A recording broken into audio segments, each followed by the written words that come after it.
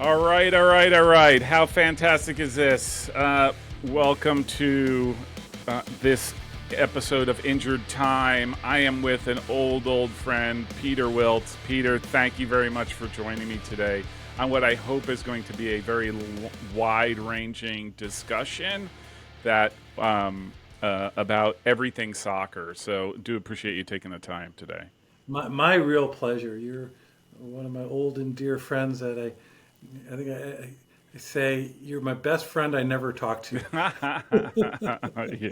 And I'm glad we're able for the moment, anyways, change that. Well, I'm glad and appreciative that you agreed to join on. It was sort of like a Hail Mary. I'm like, I haven't talked to Peter in ages. Maybe he would do this, and especially for somebody who pretty much does Division 3 college soccer and occasionally dabbles elsewhere. So, really grateful and glad you got to. Are you in Chicago or Milwaukee?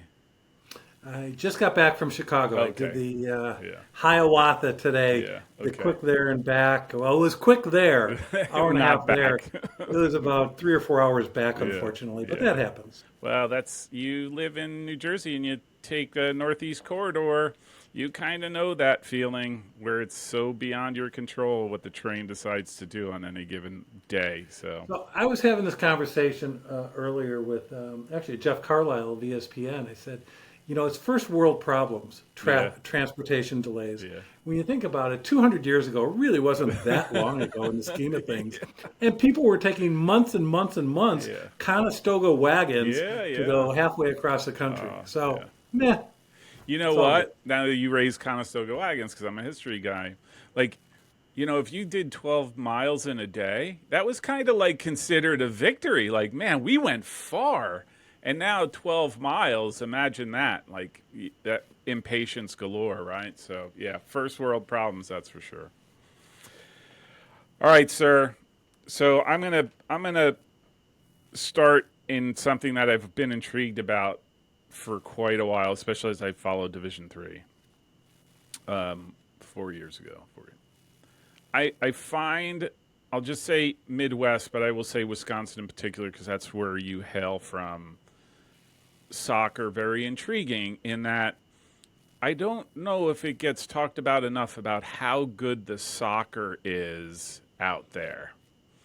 And so I wonder if you could give me your impressions maybe about what the soccer culture is like and why is there such good soccer. And I'm just going to point to the obvious, the Wisconsin schools that, there's Platteville and Eau Claire, and these are programs that are notable in the world that I follow. So I'm just curious, is there anything that you see on your end as to what's unique there? Is it the water? Is it the grass-fed beef? I mean, organic chicken? Well, yeah, and you may have better perspective on this than me. I really don't spend a lot of time diving into the collegiate scene, but I will say a couple things about it. One is that the ethnic heritage of the Midwest brought high level soccer to the Midwest in the early 1900s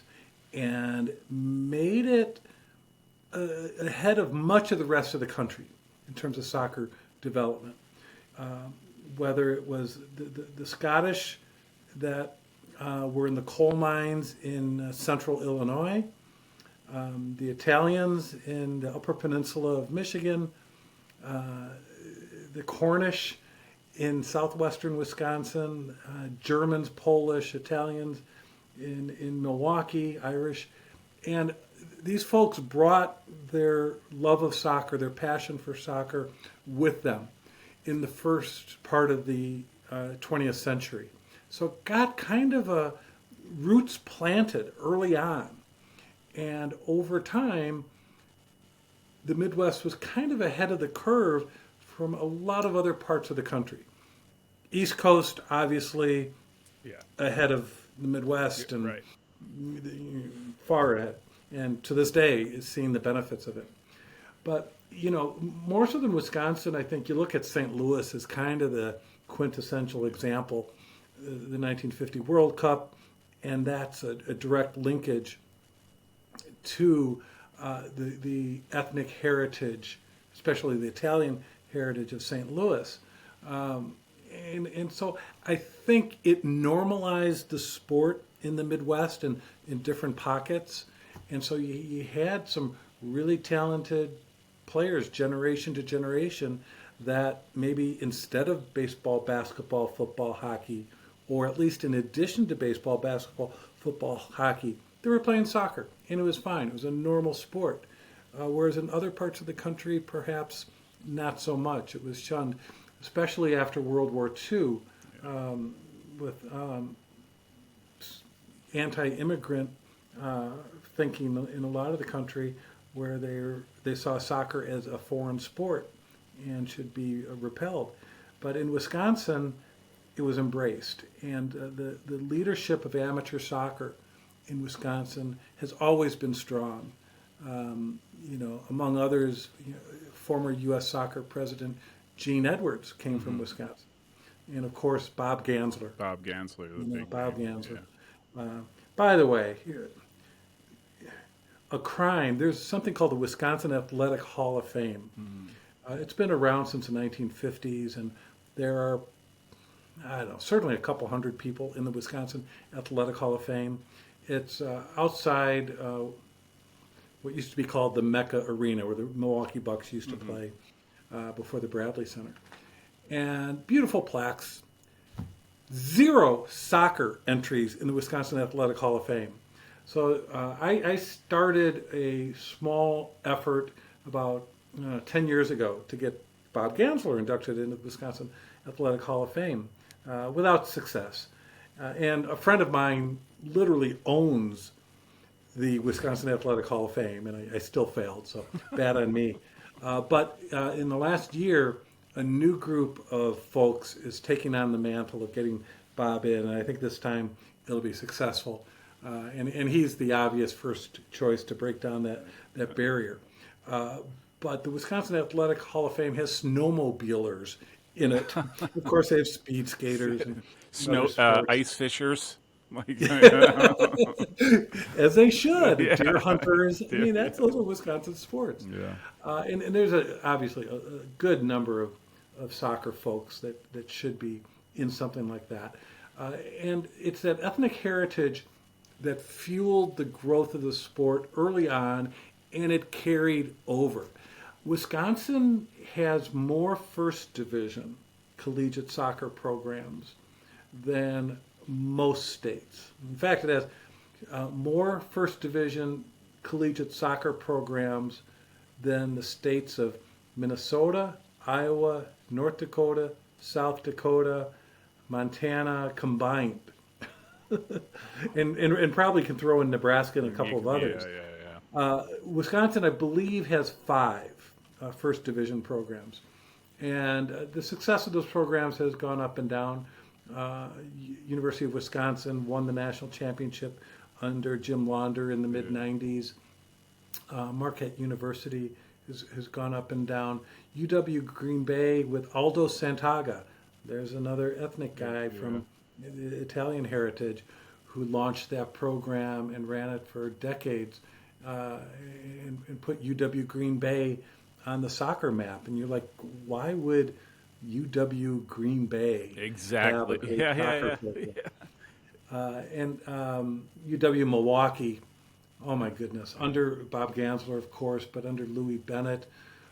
Timo Liakoski Oh, there's another one. was there. Oh, A legend. gentleman named Dan Harris. Legend in indoor, too. That's where I know him from. Right? Cleveland Force. Cleveland Force is still a Absolutely. legend.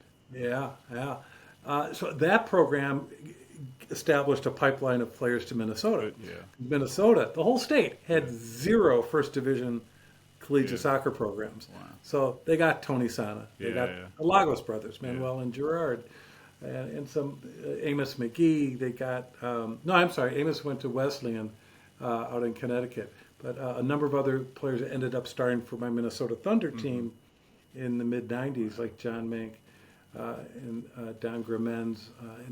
And UWM, I think Chris Kelderman, the former DC United player, is been the head coach there for a while.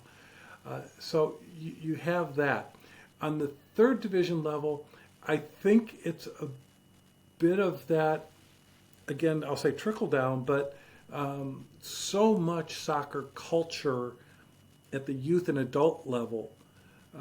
The adult amateur soccer in Milwaukee and Madison has been tremendous as long and very serious as long as I can remember. I've been in the sport for 40 years here in Wisconsin, and in my younger years, the adult teams had some really high quality programs with promotion and relegation, and these were top leagues that would have some great players.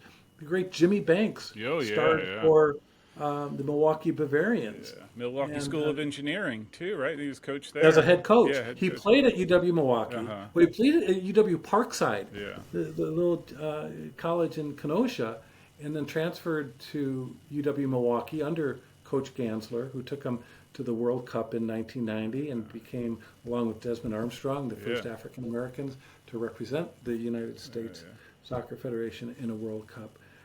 So I think that ethnic heritage plays into it, and the seriousness and the normalization of the sport in Wisconsin and the Midwest. I'll tell you, the word you use is normalization, because everywhere else I've looked historically, it ends up being a very I don't want to say obscure, but it's almost like a fringe thing, right? Like, oh, the nerds are into it, or like they're sort of into this strange sport called soccer, and it's never quite mainstreamed where it seems like Midwest Wisconsin. Yeah, I remember when I first saw that suburban Milwaukee high schools, Brookfield Central and Brookfield East, had their big rivalry game as their homecoming game. Instead of football. Yeah. And this was 30, 40 years ago. I thought, wow, this is cool. It was amazing. Chuck Carlson, who's a great soccer historian, he's the Chicago House Club historian. And people think it's odd that a newish team like Chicago House has been around for 5 years, has a club historian. But one of the first things I did when launching the House in 2020 was to bring Chuck on as a club historian, because I thought, if this club is going to be around for a while, we're going to want the early years documented and archived. And Chuck is a great soccer historian, so he was up for the task. Last year, 2024, he posted on social media every week another story, a different story every week about the history of soccer in central Illinois, the coal country. And this is pretty much 1900 to 1940-ish. And it was the sport in central Illinois, rural Illinois. Which is bizarre, right? Like when you think about it, that's bizarre. But it was normal. And then, Chicago House is now we have a men's team and a women's team. And they're both, we have U23 teams, reserve teams, youth teams, all that. But the first teams play at Elmhurst University. It was Elmhurst College for the longest time. And Chuck found team photos of Elmhurst College's soccer team in, I think, 1909. So going pretty far back, amongst the earliest collegiate soccer games in the state of Illinois, which is kind of cool to have that connection. But Chicago House, and there's a bit of a tangent, but it plays to your point about normalization. House is a progressive valued club. We were started to honor house music, which was founded by people of color and gay people in Chicago in the 1980s. It also pays homage to a social service organization called Chicago House that started in the 80s to provide services for HIV and AIDS patients and continues to this day for LGBTQ patients.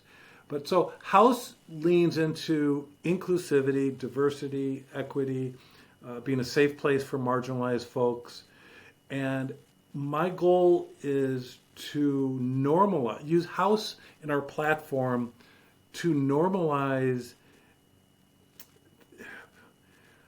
groups that are stigmatized by people, whether it's those that suffer from mental health or mental illness, or just being gay. Just because of their sexuality, it's not considered normal. It's abnormal. Well, that's not. It's normal. It's Yeah. in mental health. They say it's okay to not be okay, Yeah. and that's and to translate that over to soccer, you're right. We've lived this Yeah. growing up. Now, Yeah. or less than before, but we remember growing up when if you pitched a newspaper editor or a television sports director about doing a feature on a soccer team or soccer player, they would laugh at you. And it was not normal to write or produce a feature about soccer. And one of the real great joys of my career is that I've lived long enough and hopefully contributed towards the normalization of the sport in this country. Yeah. It's funny you say that because I, I, actually the first time we actually met in person was what must have been 1998, 1999, where I wrote an email to Rick Morrissey of the Chicago Tribune or some. He was Tribune then. He just took a buyout Oh, to nice. retire from the Chicago Sun-Times Wow. Okay. 2 weeks ago. Yeah. And we got him to a game, right? And that was like hard. It wasn't like, hey, come to a game. No, like he was not going to, and it took an email and hey, come on, let's go. We'll take you to a game. We got him to a game at Soldier, the old Soldier Field back in the day, and that was because I think in guys like in his mind, this was a fringe thing, and it wasn't really his because he just did with the big Yeah. sports. Fringe or foreign sport, if you want to go Yeah, to the yeah, xenophobia part yeah, too. And yeah, the old joke was every time you saw a hearse go by, it's another Chicago Tribune reader or WGN listener, yeah, and it helped. The age wave has helped the sport. yeah, yeah, And totally. everyone thinks of it in terms of kids playing the game, and when they grow up, they're going to buy tickets to watch soccer. Yeah, That's absolutely part of it.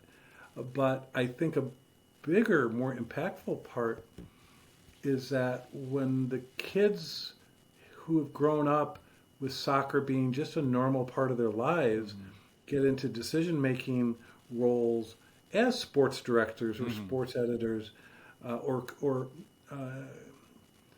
people in organizations that have decision making power on season tickets or corporate yeah, sponsorship or the broadcast industry. When they come from a background or context of having played the sport, having played the FIFA video video game, games. Yeah, having been to international soccer games in person, having watched yeah. soccer on 24-hour soccer channels, it's normalized for them. Yeah. And It it's a it beautiful becomes part. cultural, right? Like that becomes part of the individual's cultural makeup of their attachment to the sport.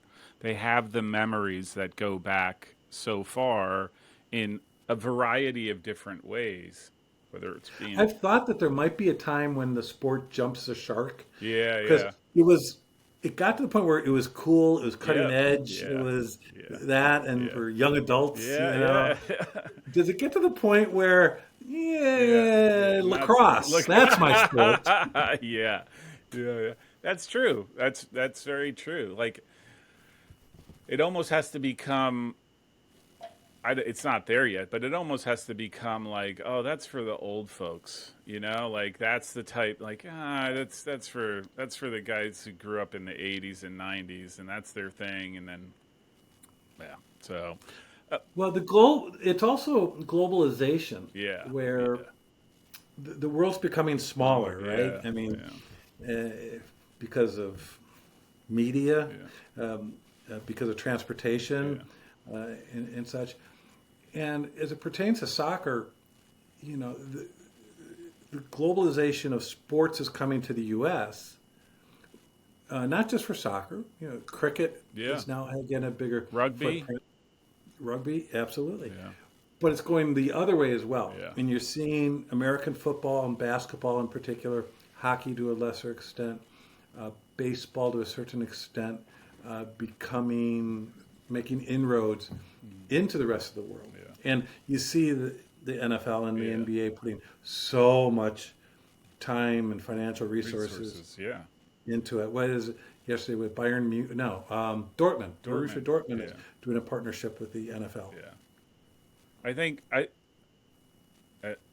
think it's the folks at NFL and NBA and the other sports sort of realizing what soccer has been doing. I'll just say trying to get into the United States, right? Like there's a reason why they're coming here, just as why there's a reason why you want to go overseas, right? Just expands your footprint, all those different things. I think that's I would have said a long time. That's a no-brainer, right? Like you can't. Well, I'm sure there's going to be tariffs put on the international soccer tours in the U.S. Yeah, next year. I'm sure. Ticket prices, right? Like they're going to quadruple more than they've already have. First of all, let me just say, whatever I can. The fact that Bob Gansler is not in the Wisconsin Athletic Hall of Fame, to me, is egregious. Because, again, coming back from my days, right, and yours, right, he was it. Like there was, hey, who's U.S. Soccer? It's Bob Gansler. It's on his shoulders. I can't remember how many years it seemed like he was carrying the weight of the future of U.S. soccer on his shoulders. And he did it at every level. Yeah. He did it as a player. Yeah. Chicago Mustangs, U.S. national team. As a coach, he did it at the high school level, winning state championships in Wisconsin. The collegiate level at UW Milwaukee, incredibly successful there. And then obviously at the national team level, taking the U.S. to the World Cup for the first time in 40 years in 1990. And then at the MLS level, giving the Kansas City MLS team their first MLS Cup. Yeah. It was against the Chicago Fire. It was my team in 2000. It was one of the most difficult losses I've ever had. I remember going down to our bench after the game for the trophy ceremony, getting our second place medals, and sitting on the bench and looking at Kansas City getting the MLS Cup trophy back when it weighed 200 pounds. Is the Alan Rothenberg The Alan trophy Rothenberg ball. Like that's because it was solid metal, man. That thing was heavy. But I was sitting there watching as Bob Gansler got the trophy and thinking, well, at least he got his. Yeah. That made me happy. As down and dejected as I was about not winning, I was really sincerely happy about that man getting his just due. How fitting, right? Like, again, he took us through the wilderness, right? In a lot of respects, to get us to get a trophy of his own like that. I think. So, quick story for you. He was a top candidate to be the first Chicago Fire head coach in 1997 for the 1998 season. He was in the 5 finalists, and truth be told, he was one of the 3 finalists. And Fernando Clavijo was one of the others, and obviously Bob Bradley, who ended up getting the position. And Bob called me up afterwards. I can't remember if it was a phone call or in person. It might have been in person, because I do remember having a breakfast with him just a couple blocks from where I'm sitting now in Whitefish Bay, Wisconsin. And I remember him asking me, can you tell me the truth? Did I not get it because of my age? And that took me aback, because Yeah. it was the furthest thing from my mind. Yeah. If anything, his age was reflective of the wisdom and experience and Yeah. success that he had over his career. It was more because Bob, Yeah. to me, was obviously positioned Yeah. with his experience with Bruce Yeah. Arena Yeah. at DC United. He knew how to Yeah. build a winner, Yeah. Yeah. and Yeah. it was Bob Bradley's abilities more so than Bob And, Gansler's. I had and you were multiple validated good with that. choices. Well, multiple teams are always validated by Yeah, Bob, right? yeah, Like yeah. it just it's, Yeah, it's people when they don't get a position or accomplish something sometimes think of themselves as losing out when the truth can be there's multiple yeah. good choices, Yeah. Yeah. and two, some of the best things that happen to you in life Yeah. seem like bad things at the Yeah, time. yeah. It's what's interesting about that is a lot of people, you know, only think of, oh, there's, this is the best worst choice you can make, but there's also the best good choice you can make, right? Converse, like you could have in those three instances, those three names you mentioned for head coach, you don't lose. You don't lose with any of those. You know what I mean? Like you pick any one of those, you're going to win. And now you're just trying to figure out what's the difference between. And if it's just slight edge, oh, Bob knows how to build a winner. DC, Bruce Arena knows the inner mechanisms, how things are, how we have to start from nothing. All of those different things is just the advantage, right? And you're like, okay, that's the best good that I can pick. I Yeah. think people forget that. One other accomplishment that I want to make sure I get in for Bob Uh-huh. Gansler, he also won the A League championship, the second division Yeah. championship as head coach of the Milwaukee Rampage.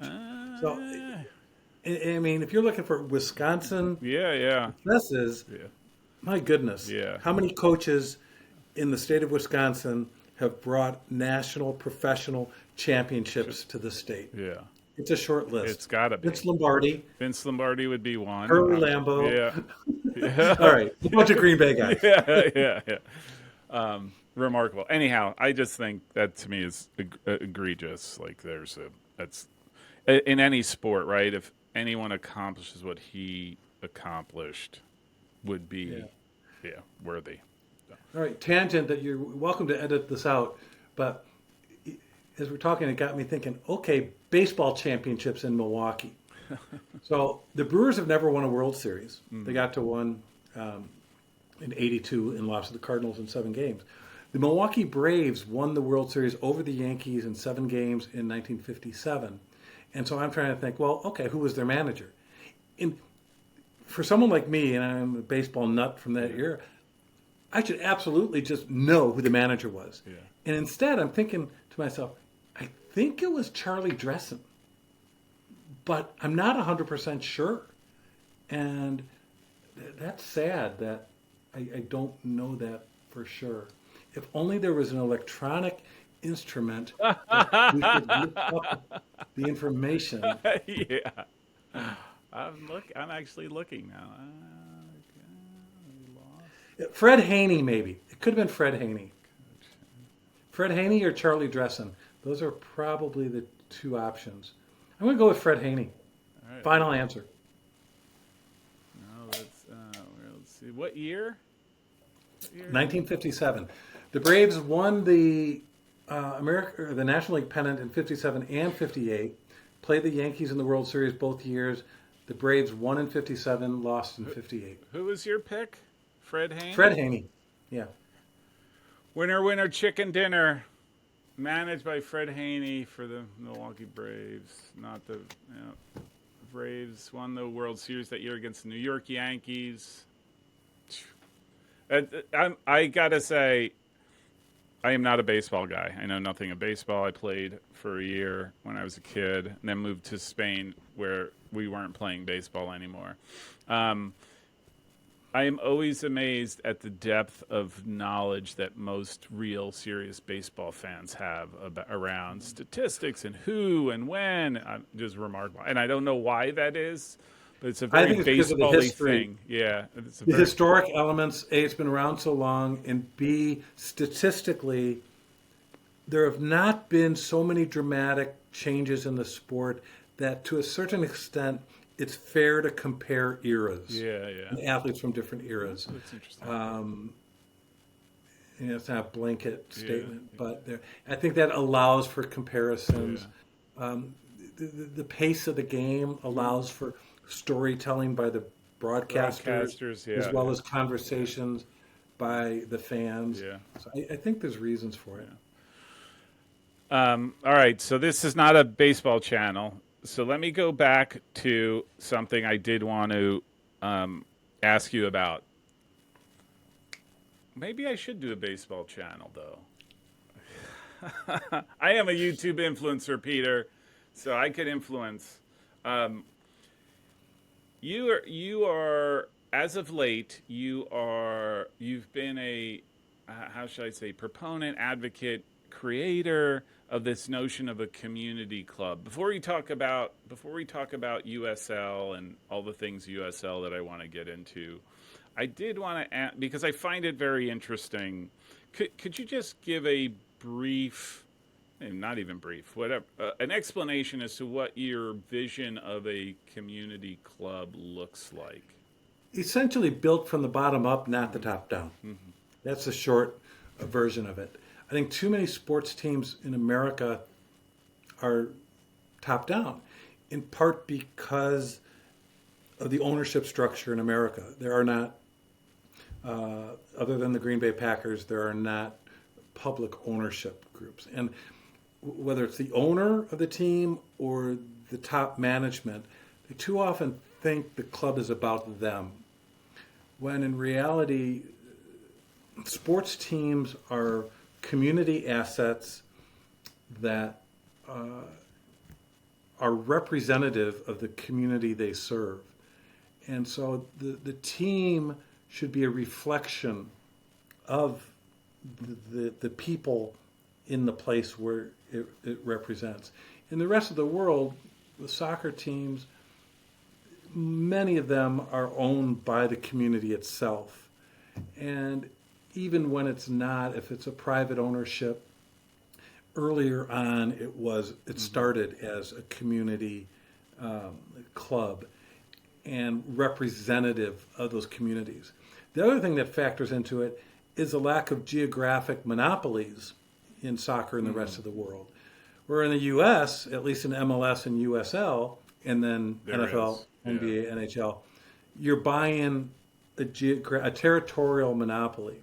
And so you don't have many instances of multiple teams in the same league to compete with fans, which means you don't have teams that are forced to create an identity that reflects the community. There's a subsegment of the Correct. community that they're serving.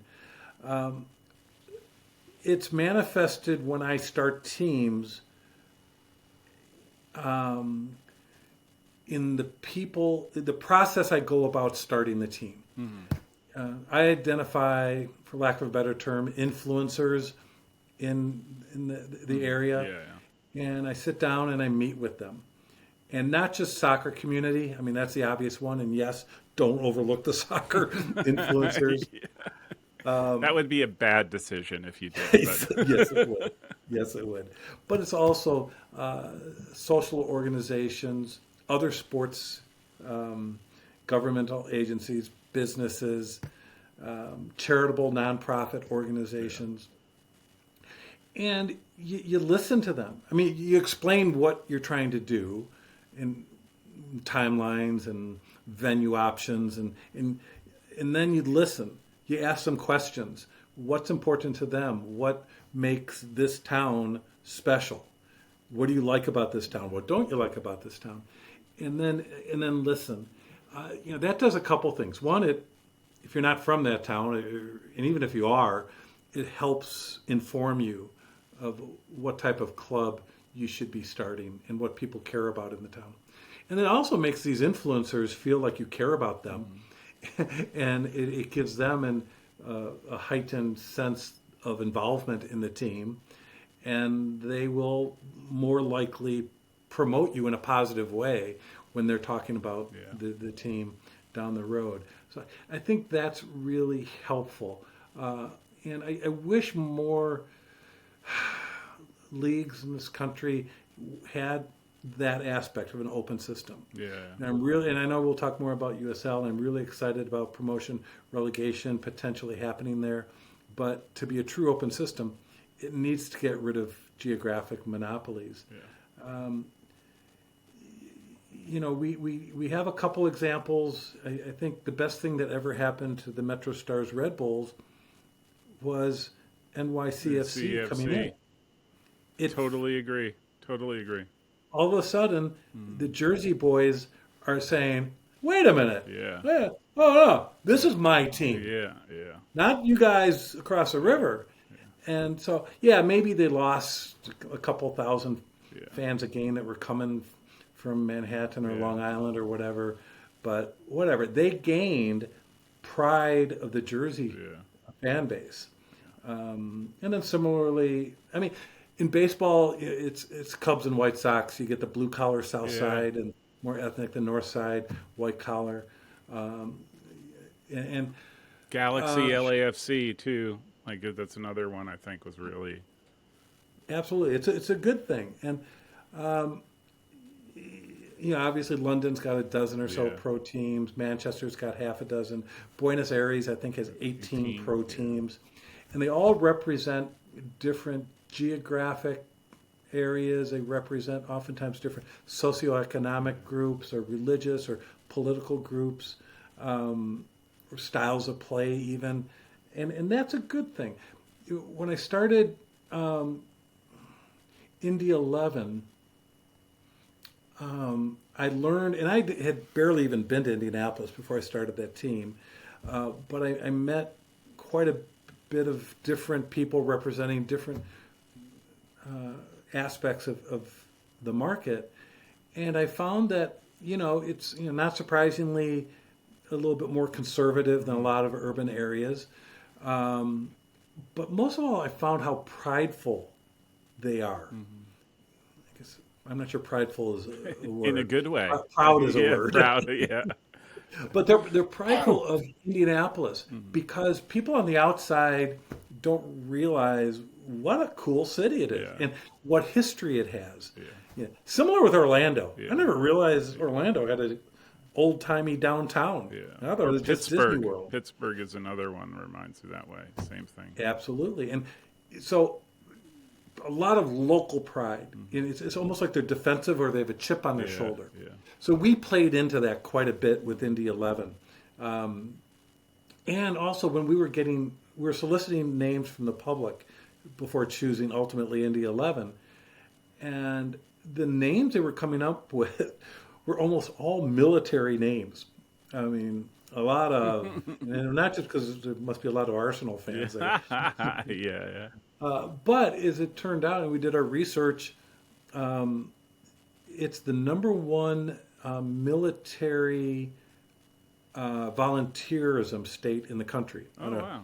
per capita basis, going back to Civil War days for sure, and maybe even before that. And so we ended up naming the team 11, not necessarily, obviously it's 11 players on the field, but because there was a famous military regiment in the Civil War called the 11th Infantry Regiment, led by General Lew Wallace, who ended up writing the book Ben-Hur, and he became governor of, New Mexico. He left Indiana at one point. But that was the backstory of Indy 11. And then the team colors reflected the municipal flag colors for the city of Indianapolis.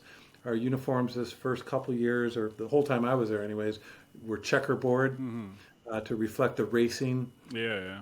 Best history jerseys there. around, by the way. Still, I think if you did a pick of best jerseys in the history of U.S. soccer, that ranks. That ranks. Yeah. Fans of my next team, Forward Madison would argue with you about that, but I would not. I Yeah. agree. I think the Indy 11 checkerboard jerseys are pretty special. But Madison is another example. A very different market, quite the opposite, actually. Incredibly liberal community Yep. because of the university. It's a state capital. Even the older people in Madison are young of spirit. They're leftover hippies from the '60s. And it's also a quirky city, which somewhat plays into the youth, but more than that. They're proud of being a bit offbeat. Yeah. And so we went, and this was from listening to the fans, with a quirky icon for our logo. We went with the word forward Madison, as the name. Forward is a state motto. It goes back to a gentleman named Bob LaFollette, who's a U.S. Senator from Wisconsin, Fighting Bob. And he was one of the Quite leaders one of the progressive. characters of the progressive movement. Yes. Yeah. Well, he started the progressive. He ran for president, I believe, 5 times under the Progressive Party. So forward plays homage to that. And then for the icon, we're like, well, forward isn't really a tangible thing. Let's come up with an icon that we can make a logo around. And a number of fans had suggested the flamingos. And not just any flamingos, but plastic pink flamingos, the lawn ornaments. Is that really? Yeah. Are you so- So you don't even know this story. And that's No, what I makes it don't. so wonderful, is that Go ahead. I'm sorry. people outside of Madison don't see the connection. A northern climate city, why would you have a plastic pink flamingo as it? Well, it goes back historically in Madison to 1979 when the student government, or the student body of University of Wisconsin, elected a president and vice president, and I think other officers to their student body, student government, from the Pail and Shovel Party, which was kind of a joke party. So these guys, great senses of humor, decided almost as a joke to run for office, and they won. They ran a funny campaign, and the students were like, I don't really care, I'm going to vote for these guys. Yeah. And one of the first things they did is they pulled a prank on the dean of students, and on Bascom Hill, which is the big hill in front of the dean's building and such, they placed 1,000 plastic pink flamingos on the hill. It got huge media coverage. Oh my God. It became a thing. That is and then awesome. the students would walk by and they'd take a couple flamingos for their dorm room or their apartments. And so there's over 1,000 plastic pink flamingos around Madison in the fall of 1979, and they stayed there for many years.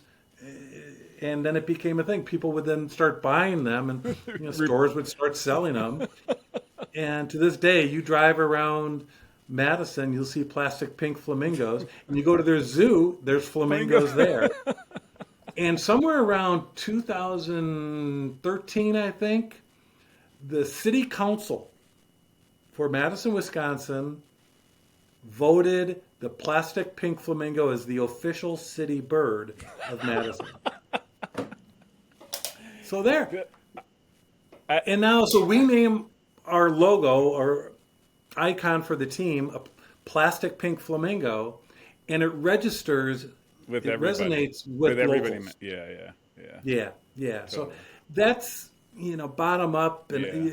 the idea came from, Megan Miller is her name, a fan of the team. I consider her a bit of an influencer. She was a season ticket holder from the Chicago Fire that I knew back then. And she'd moved to Madison, and we were having beers at the University of Wisconsin Student Union, and we were talking about the names. I said, I don't think Flamingos is going to make it. Madison Flamingos was nominated. I think it's going to be Forward Madison. And she said, well, what what's the icon going to be? What's the logo going to be for forward? Mm-hmm. And I said, I don't know. She said, why not do a flamingo? And so it came from the Yeah, fans. yeah. I mean, that's brilliant, right? Like, I think one of the great things, and I think this is part of the attractiveness of European soccer, is that I'm not saying not so. Although there is the history, right, of like the Barcelonas and the Real Madrids and like these big time clubs. You dive deep enough into some of those divisions, and there is some pretty wild history around local clubs, how they were formed, why they were formed, what is their, why are they in existence, and all of the things that happen. And so I'm totally tuned into it. I didn't know anything about Forward Madison and how it got created, but I guess the broader question I'd have, where, I mean, how did you, or where did you formulate this notion of this community based club? Or is it just some of the things that you learned because you've worked at every level? Yeah, I think I certainly learned it over time, listening to people. I mean, I remember when I was in Minnesota with the Thunder, Mm-hmm. when the internet was just starting and being able to communicate with fans that way, and then also in person at games, standing with fans and listening to them and seeing what they want and then being able to help them get it. And then with the Chicago Fires, where it really, I think, cemented it in my head. And well, it goes back to a forum that's near and dear to your heart as well, and that's Mm-hmm. big Big soccer. soccer, yeah, totally. Big soccer Transformational, is by the way. My thesis, one of the most transformational platforms out there. But anyhow, no, you're exactly right. It was a community yeah, at a time when soccer fans were not normalized, yeah, right? yeah, And that's where they could find their own kind yeah. and communicate. And I was one of the few executives who dove into the Yes, dangerous yes, water to communicate yeah, with the fans. And I was smart enough and had common sense enough to listen, yeah. not just talk at them. That I remember you would be on there. You would post occasionally on there on Big Soccer, and like I said, probably one of the more transformational platforms for soccer in general. Like you said, because that was the place where us abnormal people could be normal, and not, yeah, yeah. Everyone had their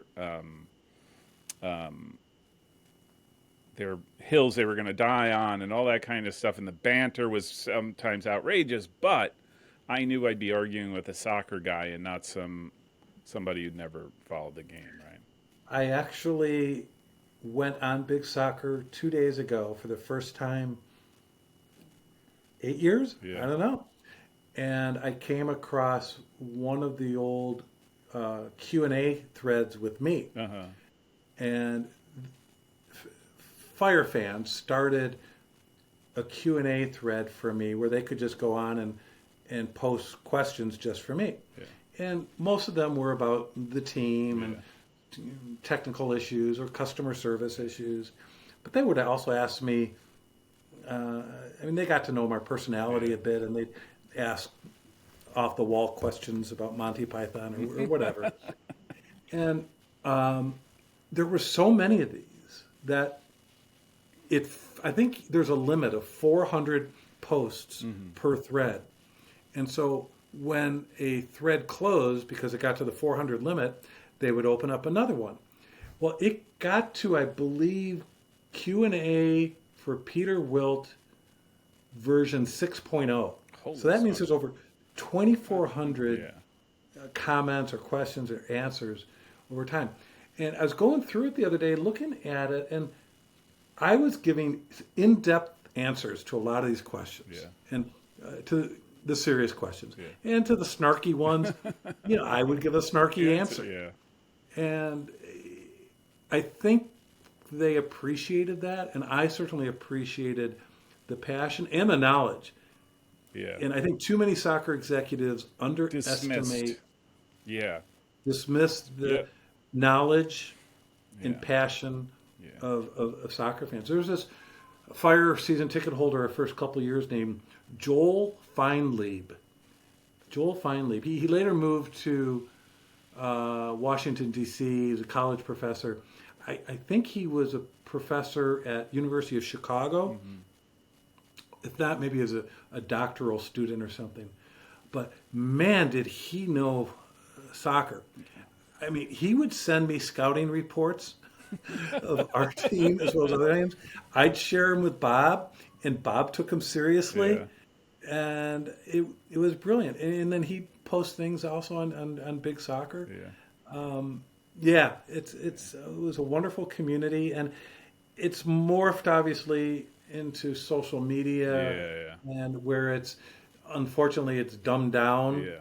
and it's 140 characters type thing. Yeah. Yeah. 140 characters, and also it's more about anger and Yes. self righteousness Yeah. and Yeah. such. Yeah. But yeah, it was a pretty special Yeah. place. Reddit is probably a better comparison to what Big Soccer is. Big soccer. With obviously. that, I agree. Just in general, I would agree with it. So, just two things popped in my head. I don't know if you're a fan of Counting Crows, the band, the Counting Crows.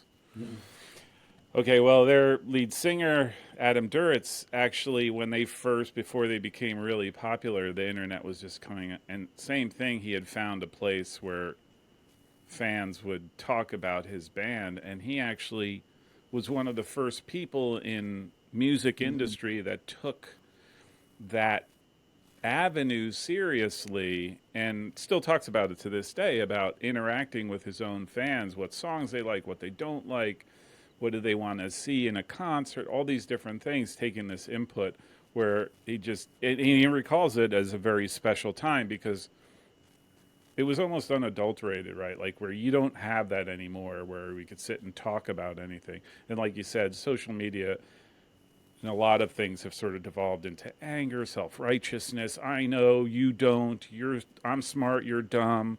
Like, Yeah. and big soccer there was a little bit of that. Don't get me wrong, but that was very much not that for the longest time. Well, it was also policed with yellow cards and Yeah, red yeah, cards. yeah. There We had was, moderators yeah, that would control it, and yeah, there were, and I got quite a bit, I'll say, success uh, with doing that. I mean, we built a passionate fan base with the Fire in those early years, in large part, I think, because of that. yeah, And there are other soccer executives in MLS that tried to replicate that and didn't succeed. yeah. I know Kevin tried, Kevin Payne tried, Merritt Paulson tried Yeah. in Portland, and it made me realize that it's not as easy as it sounds. No. You need to have a certain humility Yeah, yeah, and respect, yeah.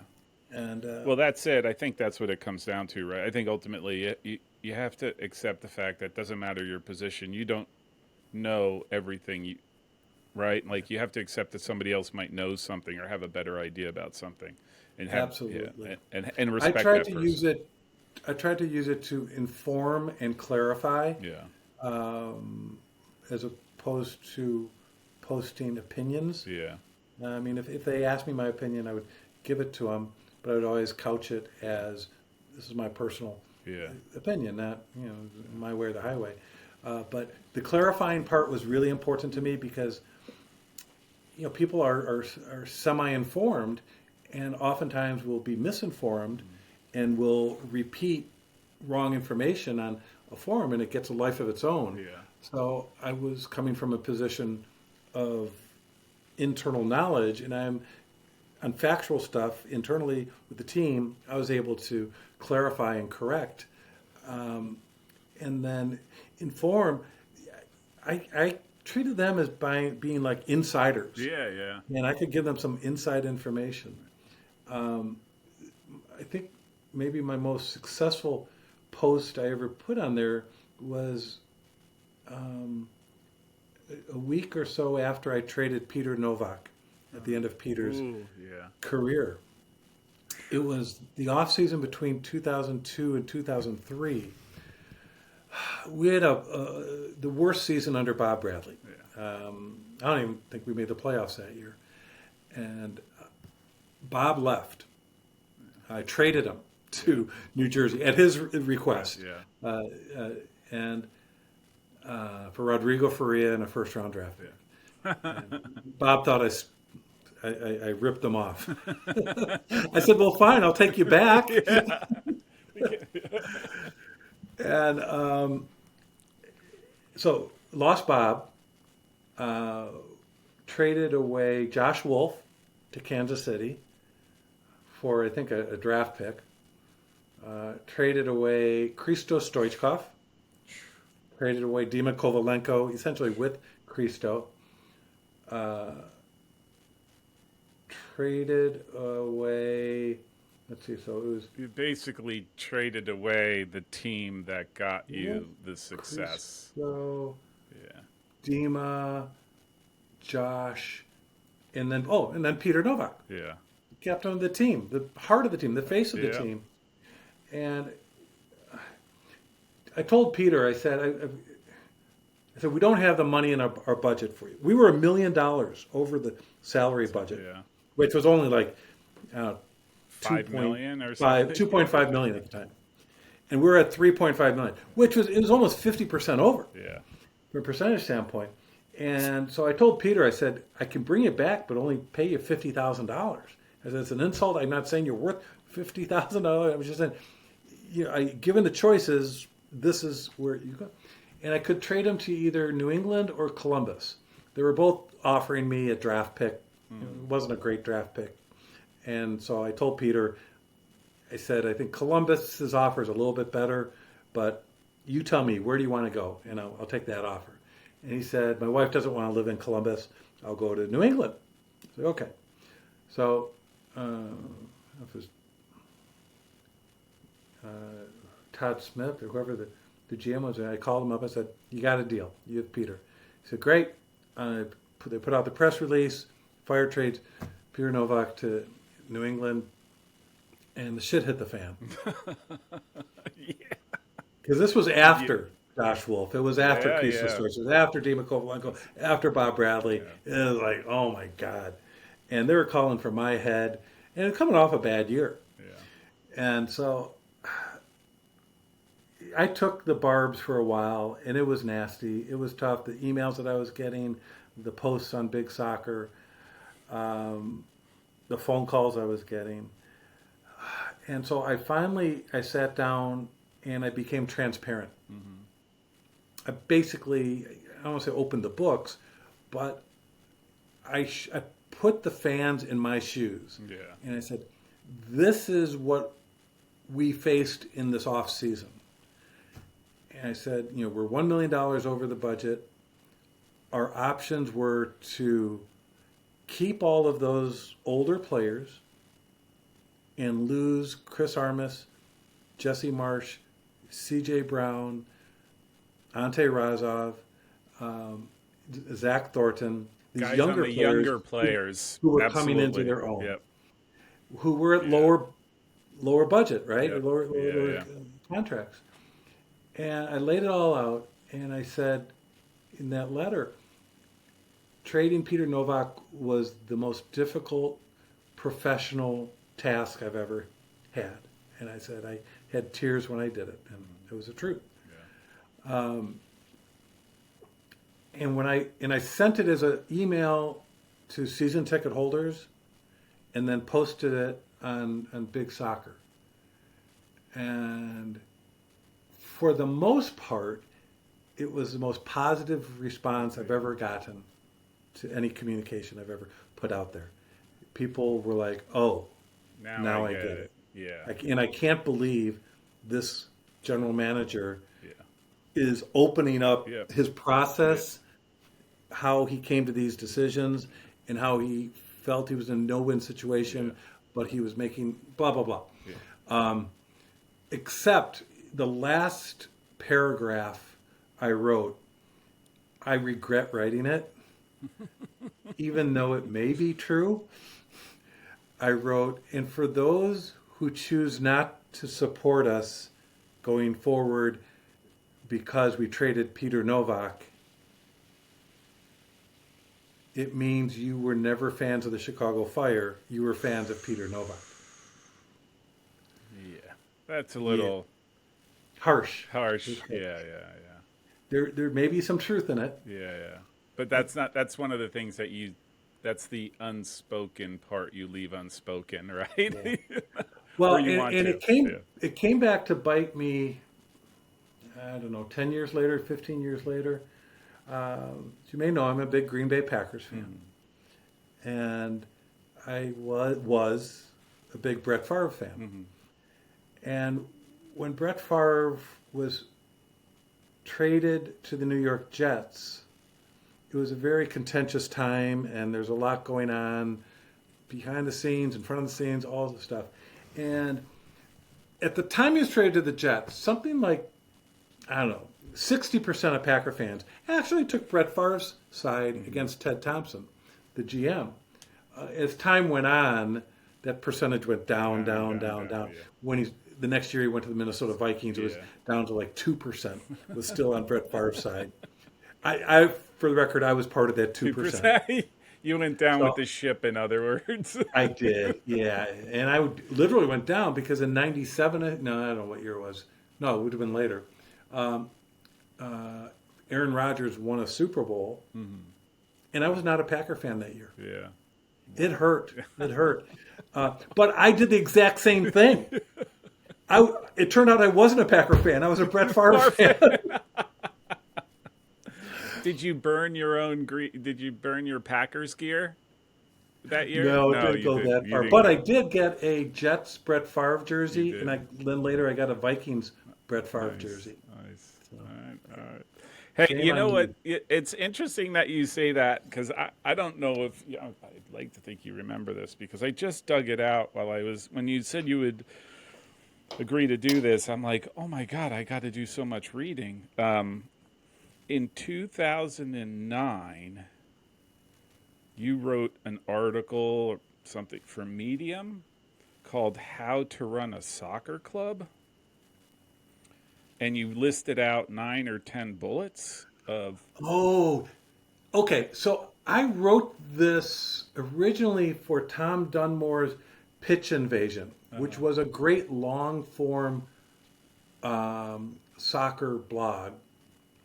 And I was one of many contributors, but I wrote a post a week for almost a full year. So there's more than 40 of these that I wrote. The first one I wrote was something like the 10 pillars of successful soccer management. And it was rewritten at different times as in probably different numbers. And I think you're referring to one version of it that ended up on Medium. But yes, so One of the bullets. First is I hear you talk, and then I read this. I hear you talk, and it is everything you're saying still applies, right? The number one was fans are in charge. We all sell, that's the era I grew up. I was a fan. I'm selling the game like the guy who's selling the tickets, like you are the team, what have you. Target the sales and marketing efforts, which, again, Forward Madison, I'm like, that's it to a T. Build and retain good staff. The one you just mentioned and why I bring it up, transparency is generally good, was one of the sections about it's always better to come clean than it is to. yeah, I've got a couple caveats on that. I mean, Yeah. you don't be transparent about personnel Yeah, issues yeah. and certain financial issues. Yeah, absolutely. But in general, yep, I'm a big believer in that. I mean, it also shows humility and it clarifies. Yeah. I mean, you're not always going to make decisions that people agree with on the surface, but if they see the reasoning behind the Yeah. decisions, even if they don't agree with the decisions, they'll have a greater respect or understanding Yeah. for it. They still might have taken a different tack, Yeah. right? Yeah. Yeah. Just because everyone comes to their own conclusions, but Right. at least they would be a little. What we talked about quite a bit, make fanatics or fan addicts not spectators, which I thought I saw that and it was like That brilliant. It's about creating emotional Yeah. connections. Yep. And there's a spectrum, right? I think you introduce a person to the sport as a spectator on one end of the spectrum, and it's your job to move them along the spectrum Yeah. towards the other end. Yeah. You're not going to get them all to become evangelists, Yep. Yeah. uh, but hopefully they at least become advocates Yeah. for the sport and your team. Yeah. Can I ask you? Oh, you also said create emotional connections, which again, what you were talking about, and then the last piece, which with you has always been the case, and which is why sometimes when I sort of watch MLS or the talking heads on MLS, the last bit was be authentic, and because I think there's an authenticity gap currently. I'm not just speaking MLS, but I think by and large sports have become that way. Yeah, it becomes too corporate. And in the Yeah. early days of MLS, when I was hired by Chicago MLS before we were the Fire, I went around to the 10 existing teams to learn best practices. And sadly, I learned from 9 of the teams kind of what not to do. I mean, I shouldn't throw LA in that bucket because LA was doing some good things too. Yeah. But really, the exception was DC United. Kevin Kevin Payne, Bruce Payne. Arena, they got it. Yeah. Stephen Goff, I mean, Jamie O'Connor, Michael Hitchcock was there. Yeah. I mean, they were authentic Yeah. and they understood about the traditional part of Yeah. soccer Well, support. DC United, the name alone, right? Like, Well, it wasn't supposed to it be was, United. It was supposed to be the Washington Revolution. yeah, And Kevin was like, no way. no. Yeah, So he wanted United, yeah, uniting the community, blah, yeah. blah, blah. And so they, But Adidas. he was derided, or there were people who derided the decision to go with DC United because it was not an American named club. They wanted Metro Stars. They want, you're right, like all that Clash. the Clash. Mutiny. Yeah. They wanted those things, not. Anyhow. Yeah. So Revolution, obviously, Yeah. Adidas had them. Reebok had New England. So I don't know Yeah. how Revolution ended up there because the suppliers, apparel suppliers, were responsible for the identities of the teams. Mm-hmm. Nike, because they put in the most money, had the rights to name 6 of the original 12 teams. Yeah.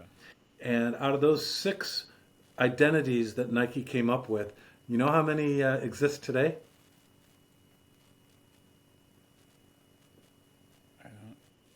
I don't even. Oh my gosh. One Yes. Galaxy. Very good. Yes. Yeah. LA Nike Galaxy. came up with Galaxy. But the logos all changed, right? Oh, sure. 'Cause yeah. And that's going to happen. Yeah. But the names they came up with that didn't stay included Metro Stars, of Metro course. Stars. Let's see if we can get them all. The Mutiny. I'll let you do it. I gave you 2. Clash. There's 3 more. Clash. Yeah. The Wiz. Well, it went No, Wiz that was- Wizards. that was Adidas. That was Adidas. Going up and down the coast. Revolution was Reebok. That I remember. Oh my gosh. Of the 10 or the 9? 10? Of the 12. 12. Of the original 12. Said the Mutiny. Was Miami part of that? They were Umbro. Umbro. That's the hard part. So DC was DC. That's that. New England. Metro Stars. Cleveland. Was it the Crew? Crew would have to Adidas. be Adidas. I'm calling all the Adidas ones. Chicago, the LA Clash. I'm drawing blanks here. I'm drawing blanks. That's 3. So Dallas. Dallas, the Burn. Yeah. And don't forget your Chicago Rhythm. Chicago. Oh my gosh. We were supposed to be Chicago Rhythm. Oh. That's what Nike had us as. And Mr. Anschutz and I said, No way. no, No we're not going way. to do it. Even actually- Phil Anschutz weighed in on that one? Oh, yeah. So he actually ended up, because Nike was not happy about this. Yeah. They had put a lot of work into the design of it, Uh, and they had already gotten started on uniforms. And they told us if we change identities now, we just got to take uniforms off the rack, yeah. and that we could for our first team, Yeah. and that we could not have replicas Yeah. the first year. Um, have you ever seen the Chicago Rhythm logo? I I do not. I did to me when the rhythm was like all the pre we hear out in Chicago that they're going to be the rhythm, right? Like it wasn't ever that official. You ready? Yeah. This is am I my eyes going to bleed? Oh my gosh. It looks like the Allen I. Rothenberg original trophy. Yeah, and unfortunately, the colors aren't coming through on the screen. It's cobalt blue and neon yellow. Yeah. Very Chicago-y. Yes, exactly. That says Yeah. Chicago all the way, doesn't Let's it? see. Maybe this one is, but nah, it Yeah. still can't really see it. It still looks like it. Oh, there it is. It still looks like the Allen I. Rothenberg trophy, the original. It does. You're right. You're right. What are So those supposed to be, by the way? serpents Serpents. or snakes, which lived to fight another day with U.S. national team as "Don't Tread on Don't Me." I tread on think. me. Yeah. Yeah, yeah. Why the snakes in Chicago? Is there and how does that have to do with rhythm? Why are there bats in Tampa?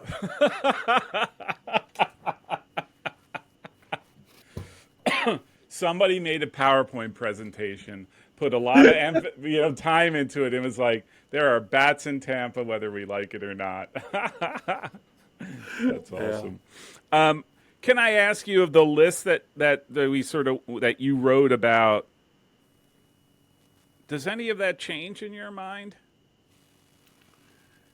I don't believe so. I mean, I look at that list maybe once a year or so, but I probably don't have it all memorized, so I couldn't tell you for sure. Um, But I I mean will tell you the when. general feel of it, the general. This is Oh the yeah, general no, no. gist of what I we're think it's doing. timeless. I Yeah, think yeah, it's. I mean, there's certainly different technologies yeah, come into play and such, but I think the concepts are the same. And the transparency is not for me. It's not just with the public. It's obviously an important part of it, but also internally with your staff. yeah, When you need to empower your staff and let them in on what your vision is and how you plan to get there and why you're making these decisions. So they're yeah, part of the process. yeah. It'll make them feel more engaged, more involved, and desire to work harder and stay with you longer. They're part of the community. Like ultimately, whether you they might be employees, but they're also part of that community that you want to bring along. Because if you don't, they're just going to be pushing paper for you with Yeah. no emotion, and you don't want that. I don't. At least at a soccer club, I think you definitely don't want that. Yeah. I mean, that was, and again, I had an incredible bias here, but when I was let go from the fire and the transition of staff over the next few leadership Yeah, groups, what bothered me is that the staff just seemed to be turnover was way too high. yeah, You lost institutional knowledge. yeah. You had people there that were, Passion. yeah, they're kind of just, I mean, just collecting a paycheck is too strong a term, but they didn't feel part of the process, I Yeah, felt. yeah. And I don't know. I mean, that's just bitter old man shaking hands at cloud. So, Well, I will say though, Peter, right? Like whether and I this might like I think there was a trajectory, right? I think you took it from zero MLS Cup champ, right? There was a trajectory you were going and how you wanted to build the club. When you left, I don't want to say it was this dramatic inflection point, but things changed. Yeah. And things change in how, and I don't think it's just the fire. I look at MLS in general, is that sort of changed in how clubs were run. Yeah, I want to go back to that original point when I was doing the best practice sharing and Yep. learning from DC. What I learned from DC was that authenticity from the other 8 or 9 teams. It was cookie cutter, I Yeah. guess, is the way to put it. And part of it is that they were very reliant on the league office in those Yeah. early years. The league office was incredible. Yeah. I mean, it had its own best practice units, almost Yeah. like USL does now, Yeah. where whether it is marketing department or ticket sales department or creative direct Centers of department. excellence, right? Where hey, we need the best we can on marketing. Let's go to the league But office. Yeah. yes, and so you end up getting generic is Yeah. maybe too strong, but it's very similar in New England as you got in Dallas, as you Yeah. got in Tampa, and so you didn't get that personal local approach Yeah. as much. And then on the player side, the joke was MLS stood for more or less Sunil, Yeah. Yeah. for better and worse, and he's a Yeah. brilliant guy, and I maybe respect him a lot more than many people in soccer. I think he's fantastic, but Bob Bradley and Bruce Arena and Kevin Payne taught me Don't. uh, Yeah. take what Sunil offers you player wise, if it's a player you think fits what you want, Yeah. but don't just rely on him. Yeah. Go out and find your own players. And the initial years, not enough teams were doing that. Yeah. And that's why DC and the Fire dominated Yeah. those first 4 or 5 years. Yeah. We were smart enough to Yeah. do it both ways. And then eventually, other teams individually got their own ideas and were responsible for their own player recruitment on the technical side. On the business side, yeah, it seems like there's a little bit of cookie cutterness to it, but I will say the supporter culture has really developed in a wonderful way. There's been some setbacks where the league is putting the hammer down and some supporter groups and trying to limit freedom of speech in particular in some ways. So it's certainly not perfect. I don't want to say that. But what the fans are bringing to it and what the clubs are, I'll use the term, allowing to happen is wonderful. Yeah. It's great, especially when you contrast that with the early years of MLS and supporter culture, which other than DC, LA, and Chicago, There was it none. didn't exist. There was none. And Yeah. there was small groups that tried, but in some ways the teams themselves were beating them down or preventing them from growing like they should. They became adversarial Yeah, with the yeah, teams. yeah. I mean, Metro Stars were an example. Yeah, yeah. Wonderful fans there, Yeah. passionate Yeah. groups, but the Metro Stars front office was like always trying to shut them down or Yeah. limit what they could and couldn't do. And over time, that changed. And I think the success in DC of Barra Brava and El Norte, and then Chicago with the Polish Ultras and the Barn Yeah. Burners in Section 8, Yeah. and LA showed these other teams, oh, how do you do this? What do you do? And, we talked, and I'm pretty proud of the role I had in that, in spreading the message about letting them organically create their own environment and recognizing that they're friends of yours, Yeah. not enemies of yours. Yeah, yeah. Well, I think that goes to some of those teams where I don't again, maybe it's not absolute, but there was control issues, right? Like they wanted a degree of control of what the stadium atmosphere, what people could, what kind of fans they were, and because there was always those debates: who's the better fan, and is it this, is it this type of person, is it that type? And I think I think the early bets by a lot of the clubs was wrong, right? Like those guys, those crazies in the corner, we don't want them around because they're not They're not they're what they imagine those fans to be, or the ideal fans to be. So I've told this story many times, and I apologize if your listeners are hearing it for the eighth time. But when I was on my best practices tour, shadowing general managers and meeting with them at Arrowhead Stadium, I was shadowing Tim Latta, and I'm sorry to throw Tim under the bus, I guess, but it really exemplifies that era and exactly what you're saying. It was during the game. His walkie-talkie goes off, and I heard some mumbling from the other side, and then I heard Tim talking to his walkie-talkie and say, "Well, kick them out." And I was like, "Oh, something big must have happened." So I said, "Tim, what happened?" He said, some season ticket holders in the cauldron again. They were throwing confetti."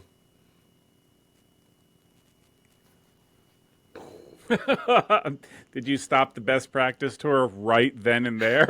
like, it's, Well, I asked for an explanation. yeah. There's always his, hers, and Yeah, the truth yeah. in between. And he said, "Well, we like the confetti part, but we pay for cleanup, and that confetti is really expensive to clean up, Yeah. and they know they're not supposed to throw confetti." Yeah. And so that showed the priorities, Yeah. you know. Yeah. And another one was in the early years was the Colorado Rapids, and they played at Mile High Stadium, 65,000 seats or whatever, 70,000 seats more, maybe 80,000 seats, and their attendance was pretty woeful. Dan Counts came in the third year and did a marvelous job. He was But good. I like Dan a Yeah. lot. Good guy, came from just good values. Well, he recognized that the atmosphere in that stadium was abysmal, Yeah. and he got the attendance up. Yeah. It was still abysmal, but Yeah. he got it on the higher side of abysmal. And then he'd have special events. He did a great job bringing in popular bands, Yeah. Mexican bands, Yeah. Norteña bands, Yeah. and his And Fourth then of the July Fourth of game. July game was always the game. Yeah. Yes, it was the fireworks display Yeah. for the state of Colorado. Yeah. And so he'd get 50,000 Yeah. plus for it. So he did some amazing things. But a typical Rapids game would have 10,000 people, maybe, if he was lucky, Yeah.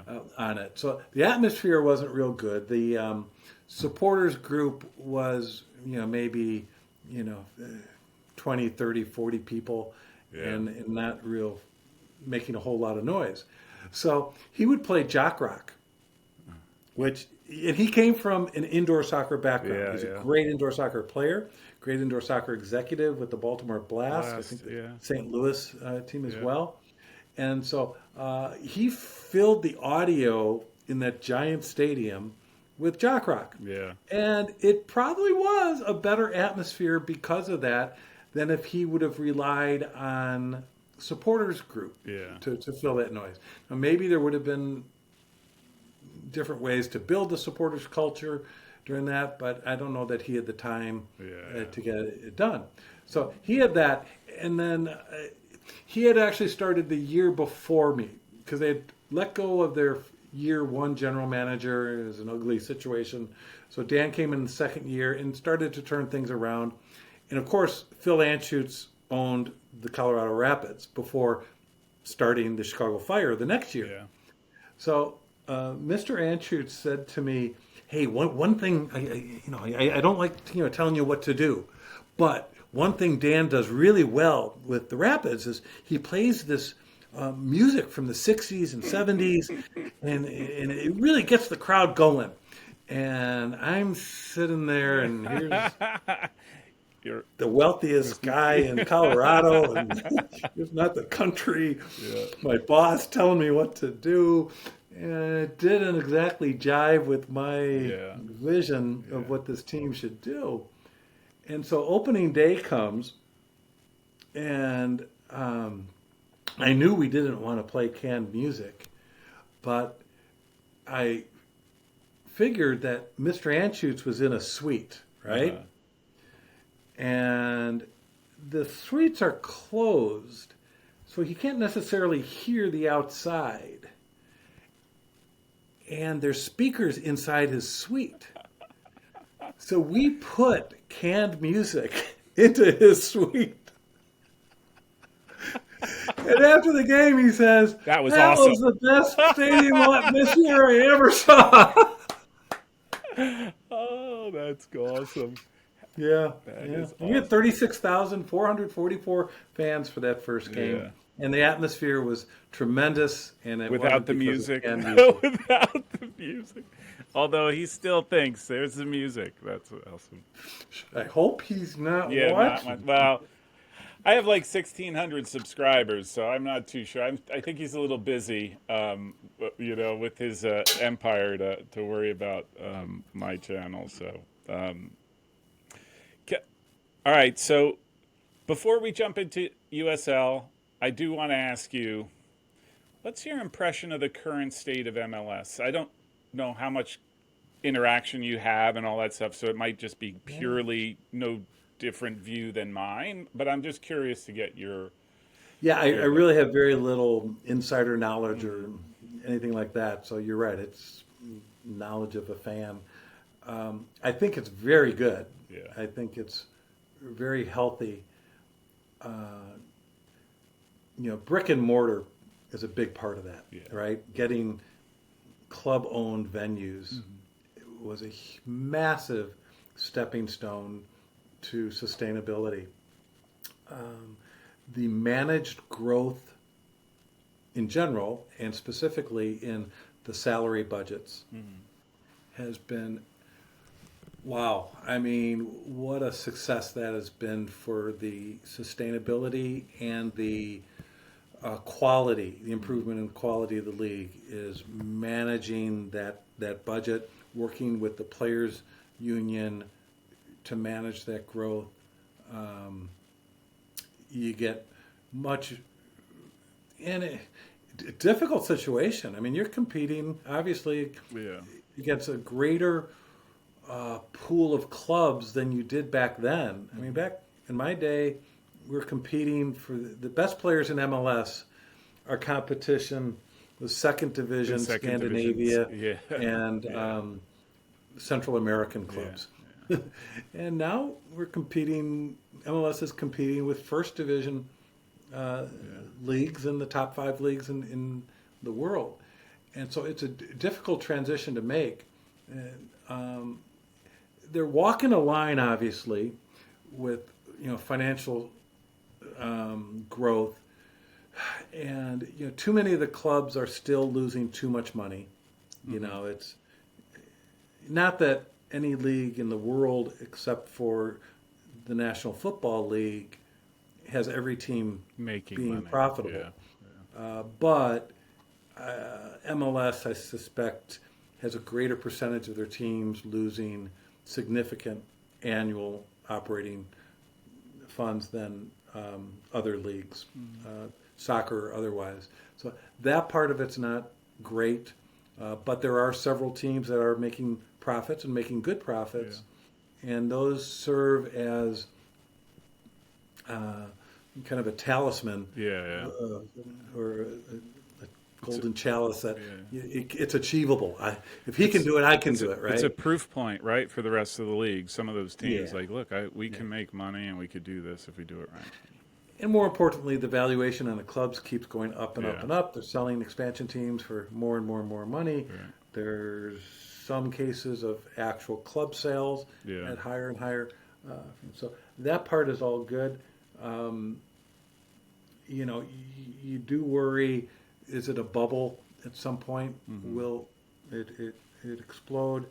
I think they're such smart people and experienced people. And having Don Garber, as much as he has his flaws, having him be able to manage that growth, they've been very fortunate. And I would prefer an open system. Yeah. I think in a true open system without geographic exclusivity.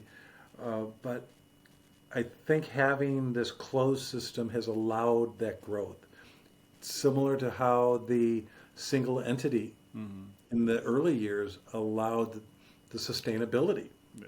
of the league. Uh, and managing the collective bargaining agreement well has allowed that growth.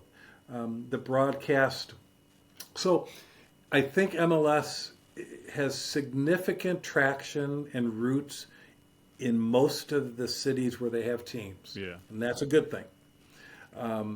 Some markets they struggle where they have teams. Um, Chicago is one of them, unfortunately, for a number of reasons. But I think the future is really bright for Chicago, in large part because of the quality ownership there. Yeah. Joe You could not have a better Mansueto's. owner than Yeah. Joe Mansueto. Yeah. He Yeah. loves Chicago. Yeah. He's willing to invest. He's humble. Born He's and there for the right bred reason. and running through his veins type thing. Like, Yeah, yeah. yeah. Yeah. So eventually they'll get that right, and I think Dave Baldwin, their club president on the business side, uh, is learning the soccer end. Hmm. You know, he's a football, hockey guy, so he had a bit of a learning curve, but he's a smart guy, and uh, he's doing some really great things on the business side. Their um, their training facility is spectacular in a great location in an underserved area of Chicago that's making that part of Chicago better. So they're doing tremendous things. So I don't want to diminish any of that. But where I think MLS struggles the most is in neutral markets. They, they have almost zero traction in any markets where they don't have a team. And part of that, you know, it's trite to say, it's cliche, but it's the Apple deal. Now, if they had all their games broadcast live on ESPN, I'm not sure that would, you know, be a 180 change to that issue, but it would give it a better chance for soccer fans in New Orleans Yeah. to become fans Fans. of Atlanta United instead of fans of Liverpool, Yeah. or at least fans of Atlanta United in addition Yeah. to fans of Liverpool. Because right now, I think, and this isn't just true for MLS, but for any domestic sports team, their biggest competition isn't another league or another team in the league or another sport. It's EPL, Bundesliga, or the It's what Mexican gets league. piped in on the TVs and what comes in the summer. That's my Yeah, think. That's where I think that's where the competition is. The whole USL, MLS, like that's not competition. yeah. And I don't know the Apple deal enough to know that Right. there may be aspects of it that, in the big picture, make it worth doing, and it offsets Yeah. negative aspects to it. Um, it should be about the long term, Yeah. not the short term. Um, but again, they're smart people, and I hope, I think they'll figure it out eventually, and Yeah. it may be a case of, you know, they're going to have to take a step backwards to make another step Yeah. forward at some point. Yeah. But you know, soccer is a sport in America that continues to grow and get a larger fan base, unlike pretty much every other sport. right? Yeah. Yeah. Even the NFL, which is obviously the 800-pound gorilla, literally. Um, the annual Gallup poll of what's your favorite sport to watch has gone down with the NFL. Something like 43% of Americans used to say it was their favorite sport, and now it's 38%, which is still a massive number. Yeah. I think pro basketball, and they do it by pro sport, not Yeah. League or the anything. specific Yeah. leagues. I think basketball is second, and they're like, I don't know, 13%. So it's Yeah. way down there. But baseball and soccer are intersecting. Yeah. Soccer is about to take over baseball as the third most popular spectator sport Yeah. in the U.S. But that doesn't mean MLS. Yeah, MLS yeah. is part of Or- it. yeah. Yeah. It's obviously more the European and Latin American leagues that drive it. Hockey's not even registering. Auto racing has gone way down. But soccer is growing because of young people. Not only do they play the sport, but they become involved with it, whether it's through FIFA or watching Yeah. the game on television. And it's a sport where you can participate. Yeah. I think younger generations like not just sports, but anything where they can be part of the process. And soccer, more so than other sports, allows fans to be active in it, whether it's as hardcore supporters or online communicating about it. Yeah. Yeah. I always said I thought the most interesting thing, and again, this is not NFL. Oh, that's coming to an end. Their reign of greatness is going to come to an end. But I always find it interesting, sort of where they put a lot of their focus, and over the last few years, going after female fans and doing flag football. To me, was just the indicator, like, hey, we don't have anything to worry about right now, but we should figure out ways to make a funnel of, right? Because up until then, it's every other sport dominates in the youth level, and they're trying to figure out a way. How do we bring people through the funnel to become football fans from young ages, right? Yeah. I think that was that was a little bit of a sign. Well, every for me. sport, tries to figure out where their shortcomings are and how Yeah. to mitigate that. Baseball has done it with the pitch clock. Yeah. I think to a certain extent it's been successful in terms of, I'll say, objectively improving the quality of the fan experience, Yeah. both on TV and in person. But I don't know that statistics are showing that it's impacting positively the engagement level in numbers, qualitatively or quantitatively. Time will tell on that. But it has been disastrous in terms of demographics and numbers. I use World Series numbers as an indicator, fair or not, but the average age of a World Series viewer has increased by an average of 1 year over the last 30 years. And it's now something like 63 or 64. Wow. That's not good. That's not good. It's not good. At some point, the average It's age terminal. becomes dead. Yeah, it's terminal. That number is terminal. Yeah, and I'm talking about Major League Baseball, Yeah. not using the World Series. Sure. If you broaden that to include minor league baseball, I think it's a different story. I think minor league baseball is as healthy as ever in small town America, and even more so in suburban America. I think that goes to your community focus, right? Like, Yeah, Major these League- are not fans going to the games to see if Akron beats Yep.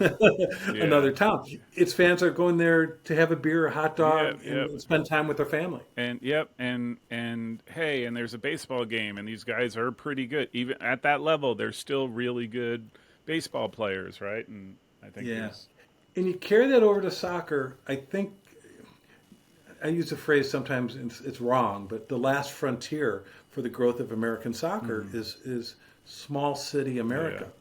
Yeah. When Chattanooga got a successful semi-pro team, I thought, oh my God, this is it. We've made it. We've cut through. And then Chattanooga got two semi-pro soccer teams. And then they got a pro soccer team. Then they got two pro soccer teams. And they're getting 12,000 fans at their last Open Cup game. And we're thinking, it's made it. And it sure is an indicator that it's making it. I wrote an article for the Howler, it's now on Medium, 10 years ago, about the best markets in the United States that don't yet have a pro soccer team. And at the time, there were a lot of markets without pro soccer teams. I go back to that article and look at it at least once a year to see how that list has shrunk. And it's pretty neat. And I divided it markets of 1 million plus, 750 to 1 million, and below 750. and all three of those categories are shrinking, Yeah. and that's a great sign. And I think the minor league baseball markets or hotbeds of Yeah. America are now going to be facing, I'll say, competition Yeah. from lower division soccer in a lot of these markets. I mean, Michael Hitchcock is doing such a great job going into so many of these markets, Mm. call them secondary or tertiary Mm. markets, and he's the king of community. I think I might have helped pioneer it, if Mm. I can say that. Um, Michael Hitchcock has taken it to the next level, Yeah. and I'm proud that he and I are working together in Roseville, California, on a club, Iron Rose FC, a women's team we launched last year, and a men's team we're launching this year, and it's all about community. Yeah. And so um, I said earlier that I'm probably overstating the last frontier part about small cities because inner city America probably is the real last frontier Yeah. for Yeah. American soccer growth, and we need to do a better job Yeah. of building soccer Yeah. success, normalizing the support Yeah. in I think especially that's the poor heart. areas. Yeah. Yeah. And I also think that there's right. It's a complex that becomes a that there's a lot of complexities to that, and Oh how yeah, do you get into that? How do you get in? Again, you want to choose a place, get into inner city Baltimore that is ravaged by so many different things, and how do you make a club survive there? Right? Like there's it's hard. I mean, you yeah, got field space, right? How do yeah, you create yeah, field space? yeah, You have the perceived trajectory of professionalism. yeah, Where is there an opportunity to get out of this community yeah, and become wealthy by playing that sport? yeah, yeah, yeah, yeah. First, I got two questions that pop up. First, would you ever go back to the fire? You never say never about anything in life. Um, uh, I think I absolutely would love to be involved with the organization in some role. I mean, I have many children, Yeah, yeah, and yeah. it's one of my I think uh, proudest kids. Uh-huh. So yeah, having a role there would be I'd be happy to do that. Having a similar role to what I had before is neither desired nor wanted on their part, I'm sure. I've become a bit of a dinosaur in that, back then I oversaw and You handled were the everything. oversight of the technical side, Yeah, sporting side, as well as the business side. I don't know that there's anybody that's doing that in anymore. Major Yeah. League Soccer now, uh, nor should they. I think, having a business expert oversee the business, preferably a soccer business person, Yeah, and then having someone who grew up with the sport yeah, being in charge of is better. So having that's sort of same role is yeah. neither desired. That's a Uh, good point, though. It also speaks just to the evolution of the organization, Major League Soccer, and the clubs, and how these things have become much more. Again, like you were like a entrepreneur, right? You were an entrepreneur at Chicago based on when you were there, the timing of it, and what you're trying to build something. And now well, it's just look not. at the It's head yeah, count, Paul. I yeah, mean, our head count when I started was 20 yeah, for the whole organization. When I left, we had it up to 30. And now I believe the fire is north of 150. wow, Yeah. wow, I think our marketing department might be over wow, 30. wow, wow. So, Yeah, yeah. yeah, it's a different It's animal a now. different animal. Yeah, their attendance is still similar to what it Yeah, it was. hasn't budged, but they have to sell less tickets if they get all the employees to show up for the And game, their right? families. Yeah, and they're golden. Staff Um, tickets. the the other question, and this will lead, and we'll talk about USL if that's okay with you. But do you see? So I think it might have been Alexi Law. I don't know. I'll give Alexi Lalas the credit for talking about it at first. Um, Would you see possibly where MLS and USL come together in some form or fashion? And I'm saying that not because I think, oh, business, the money, and all of a sudden you have these, you know, MLS isn't building down, USL isn't building up. You got everybody's covered. I'm saying it more because everyone realizes what you said earlier, which is those smaller markets are an opportunity for somebody to go in and grab. Yeah, yeah. Well, I mean, any sort of merger generally is a takeover, Yeah, not a merger. I mean, you look at the other sports, the NFL, AFL was kind of close to a merger, but it was the NFL taking over and absorbing the AFL.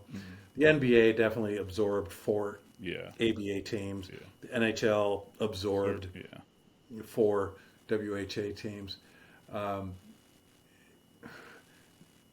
I can see down the road a day when a large private equity firm comes in and buys USL yeah, and helps create a financial structure that will allow for a successful promotion and relegation structure, um, and perhaps open it up to geographic non-exclusivity. Hopefully, I mean that's a true open system. Um, I think if USL is successful, that is the more likely scenario. It's a big country. yeah, It can yeah, support yeah, it can support yeah, two independent yeah, systems. yeah, yeah. Um, We're not in Liechtenstein, like two leagues would be absolutely going at each other's throats. I don't. I think there is plenty Nor of are we in space. France Yeah, yeah, or England. I yeah, mean, it's a physically. I yeah, mean, the population, yeah, the number of cities.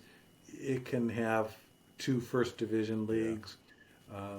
I do see a scenario where MLS almost needs to continue expanding yeah, because they can't afford not to.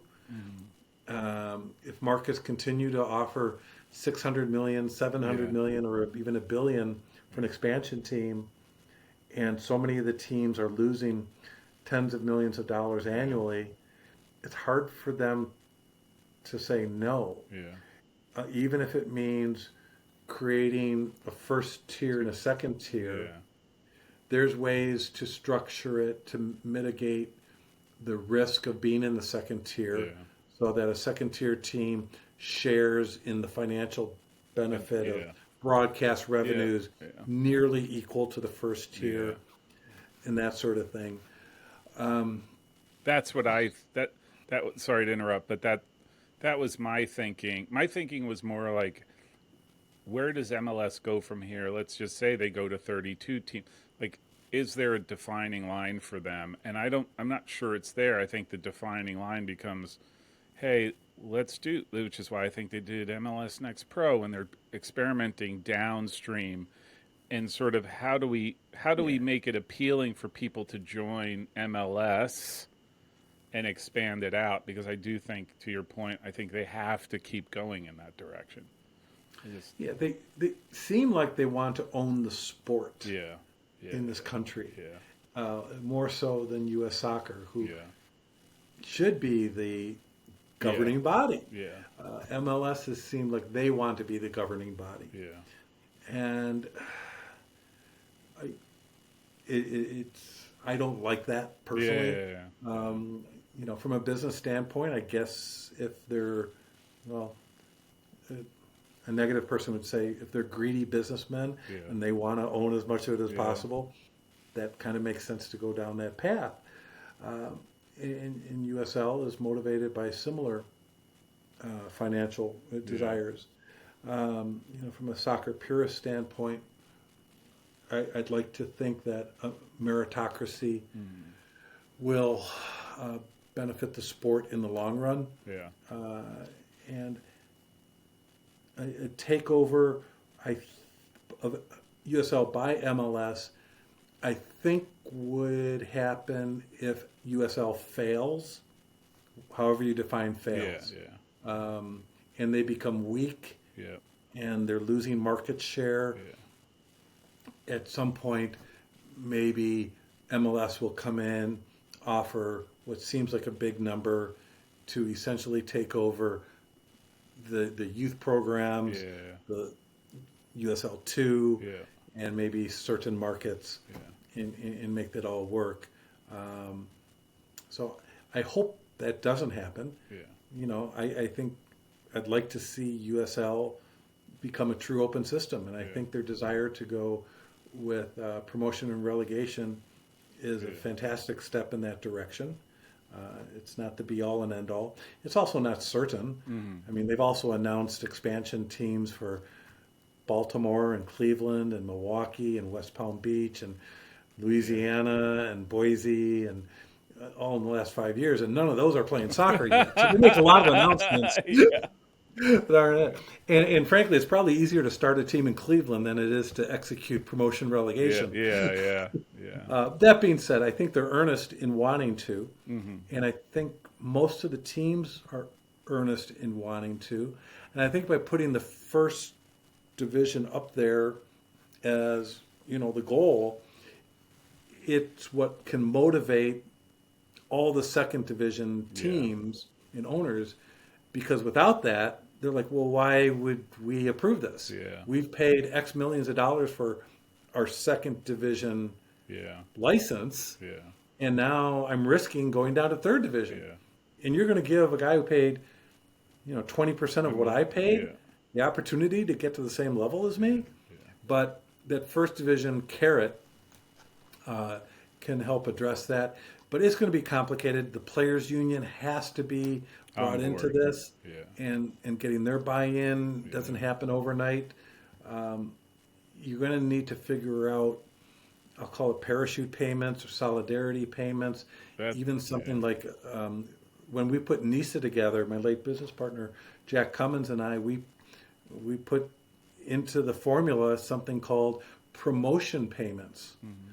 so that if you get promoted, you would have to pay a fee. Yeah. It would be an option if you don't want to go to that higher division.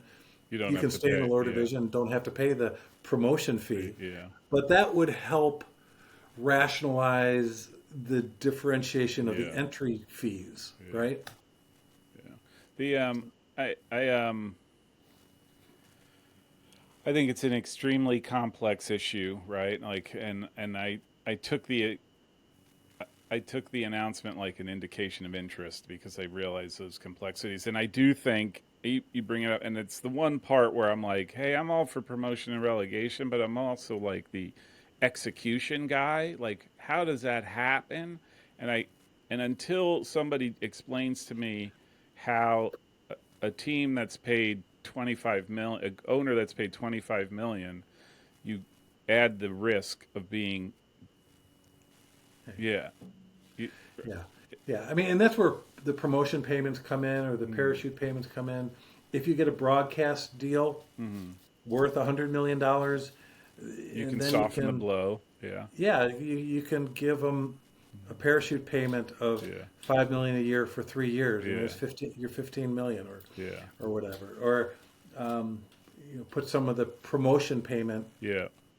goes Towards to that, the team yeah, that's going down. yeah, yeah, So there's formulas I think that can make it, and I think every team that's expansion team that's come into the league in the last several years has signed some legal documents that say they're willing to accept promotion and relegation. if it comes to fruition, there. Oh, that's yeah, Yeah, so there's a percentage of the teams that are already on board right. legally, and then other teams over time, as they sell to a new owner, the new owner will have to buy into that as well. So yeah, not easy, as you Yeah, said, but I think it is doable, yeah. and I think they have a legitimate desire to pull it off, and it's the best chance we've had at this level in American I soccer. think the Overton window has shifted to by definitely. You know what I mean? Like the announcement alone, to me, the value of it. It's 3 years away, and there's gonna whatever. But to me, just that the Overton window has shifted. It's not just a bunch of crazies on X who are spouting on about it, right? Like it's now something. Okay, we can realistically start to discuss what does it mean to do Yeah. promotion and relegation. Yeah. The territorial issue for me continues to be a concern. And as an example, if you have a USL 2 team in the same market as a USL championship team, and they want to be part of this pyramid, and they're getting promoted, and they're also in How do you deal with the Denver. territories at that point? Yeah, Yeah, I mean, how do you handle that? So hopefully, that's part of it. it That is. would be amazing if Denver can have 3 or 4 teams in the same pyramid, and they occasionally will be at the same level. Yeah, and the population could bear it out, right? The numbers. Do you think those territorial? I'm just curious. Do you think the territorial rights are? I don't want to say are a legacy of sort of how professional sports has was created and grew in the U.S. Do you think Yeah, that's very much a 100%. part? Yeah, yeah. Oh, absolutely. Yeah. And MLS was started by Bunch of NFL, football and guys. yeah, yeah, yeah. No, I think you can make obviously an argument that a closed system is good for 32 people in Canada and the United States. Yeah, I yeah, mean, you can also make an argument that it's not. yeah, You can tell those 32 people, billionaires for the most part, yeah, that by having competition in your yeah, market, by if a pizza owner has a pizza place open across the street, his first instinct is to swear up and down yeah, and be angry about it. yeah, It's going to cut my sales in half, yeah, but it will also give the neighborhood a talking point about pizza, yeah, and yeah, it'll give yeah, it a reputation that, oh, there's a yeah, good neighborhood with a yeah, bunch of good pizza yeah, restaurants, yeah, and it forces teams to have an identity, yeah.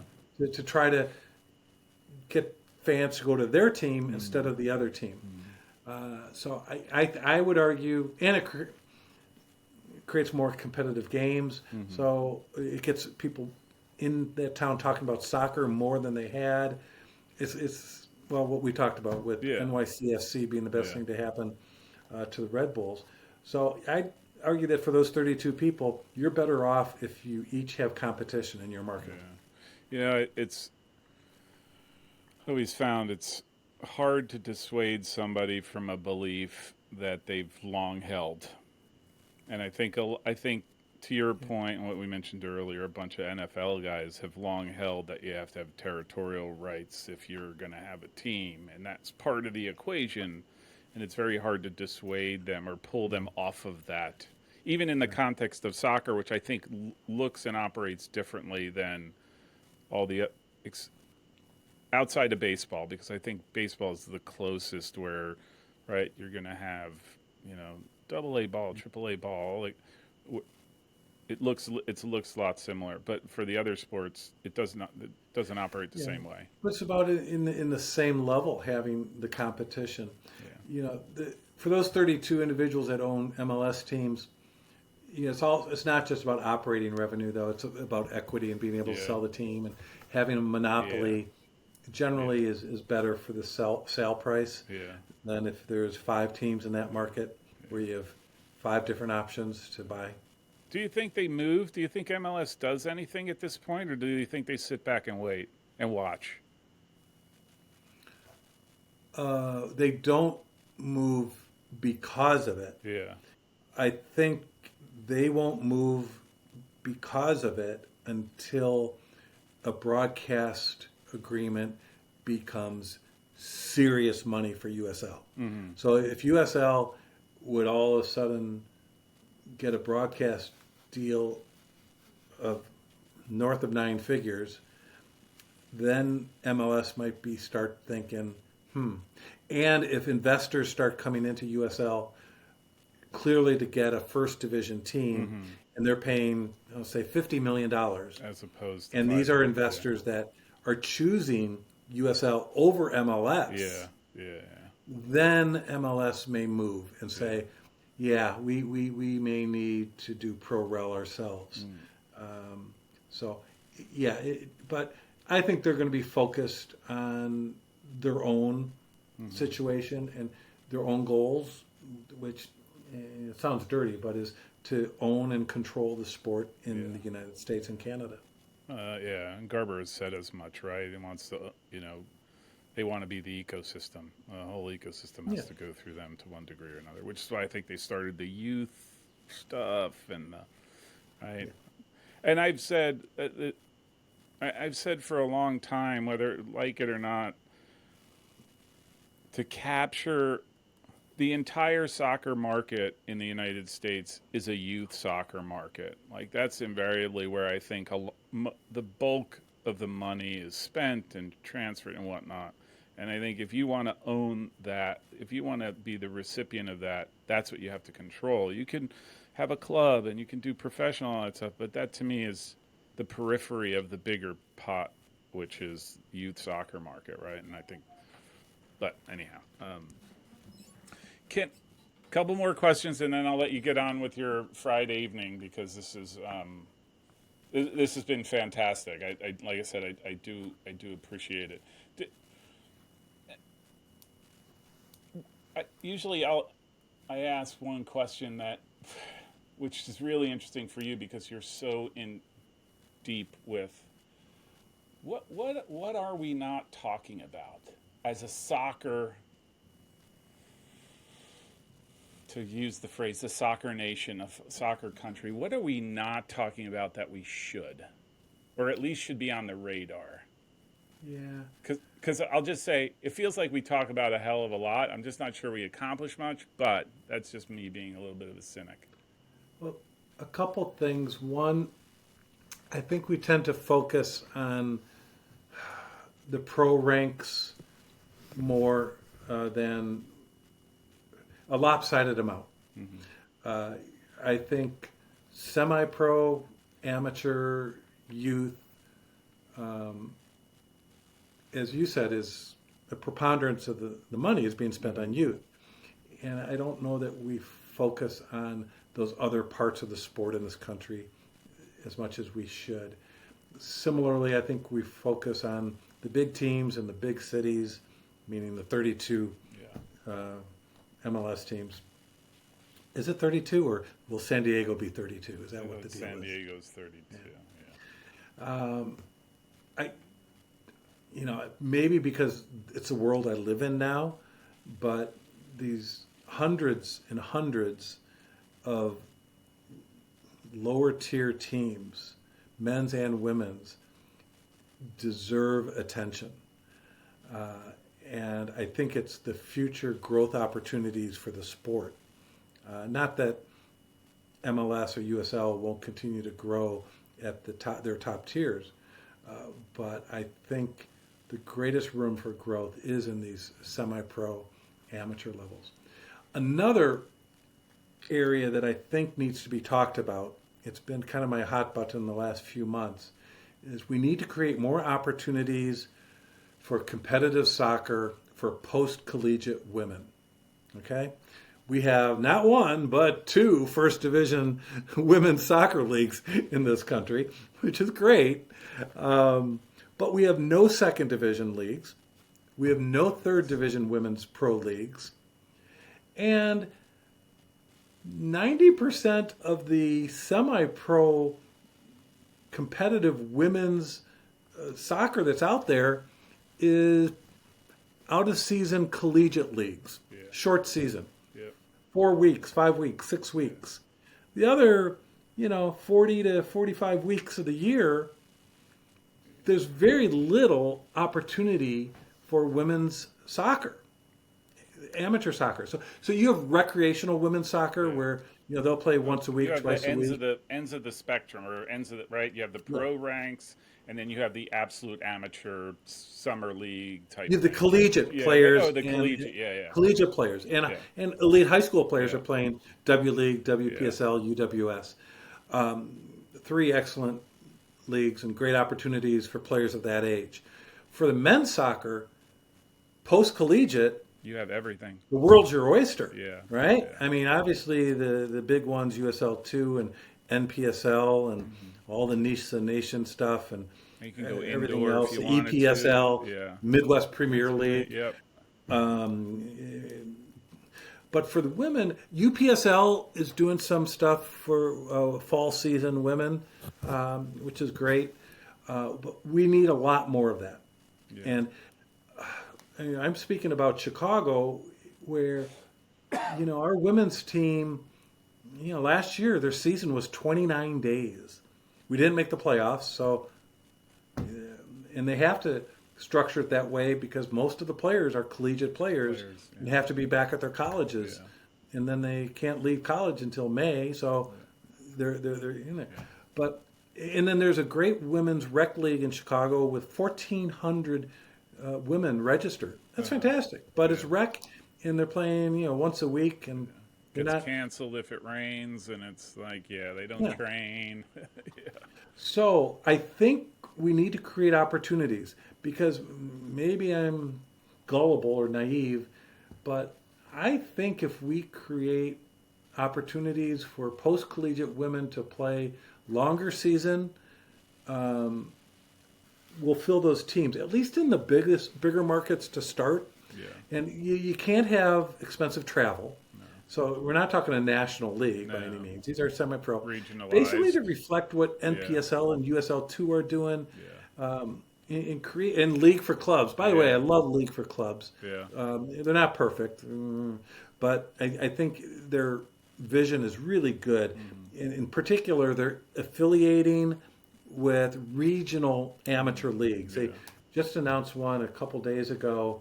I don't know if it was Rocky Mountain, maybe. Premier League. I'm hoping we end up doing it in the Midwest with Midwest Premier League, linking with them. They did it with Gulf Coast Premier League because that gets you. I mean, they've already got 40 teams in their first tier, right? And now if you do affiliations with regional leagues, you can get up to 300, 400 teams in your exponentially grow ecosystem. at that point. Yeah, exponentially Yeah, grow. yeah. Not You can picking do them up cross one by one. scheduling, Yeah. tournaments. I mean, there's all sorts of things you can do. You can do training compensation as well.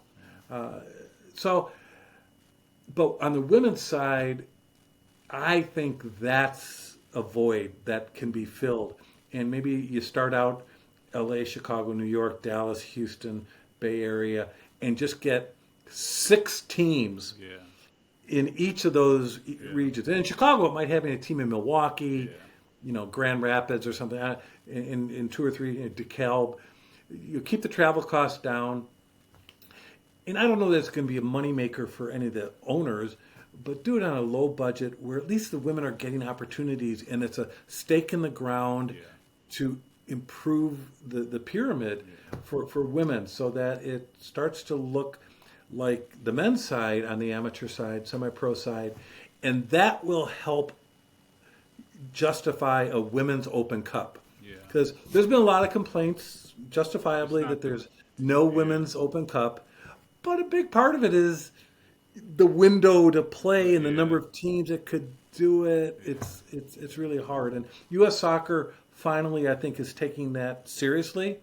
And U.S. Soccer, in the last, I'll say, 18 months, really has embraced the desire to grow the Open Cup on the men's side and hopefully a future. Obviously, what MLS did, and when I said Don Garber's not perfect, that's probably number one for me. Is what he did.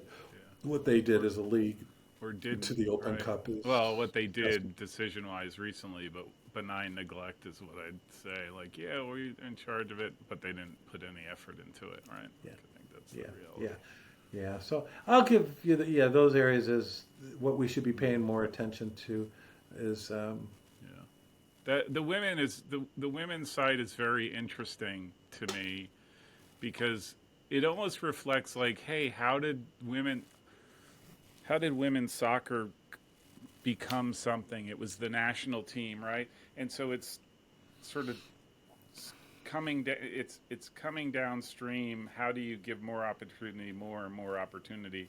Whereas I think the men, again, through between the NASL and MLS, there were just teams wherever you could find them, right? They were forced to be created to get guys to play. I don't think the women had that sort of opportunity to do that. Yeah, and don't forget University of North Carolina. Yeah, yeah. Oh, Tony yeah. DeChico, Anson Yeah. Dorrance. Yeah. They built a juggernaut there. And I think there's also some comparisons then to basketball, women's basketball. And then into the conversation, don't forget women's collegiate volleyball, Volleyball, yeah. professional women's hockey. Women's sports is obviously, whew, this Yeah. is growing. It's wonderful to see. Oh, yeah, I'm not And dismissing. I wasn't dismissing any of that. Just, not yeah. yes, Yeah. I helped launch the Chicago Red Stars Yep. in 2008, 09. And when we started the Red Stars, it was very much a social cause. Our support from investors, sponsors, ticket buyers, many of them were doing it because it was the right thing to do. We're doing yeah. it for the boys and the men. Yeah. Let's do it for the girls and the women. 15 years later, it's still a social cause. Yeah. Women's sports, women's soccer. But in the last, maybe I missed some of this, but certainly in the last 2 or 3 years, and even maybe 4 or 5 years, women's sports has grown well beyond the social cause part. Social cause part. Now It's people think of it sports. differently. It's a sport. It's part of a sports portfolio. It went Yeah. from, hey, this is me being Mr. and Miss Philanthropy to a certain extent, to me, this is my sports portfolio, and it includes women's soccer or women's basketball, whatever it is. It's just part of it.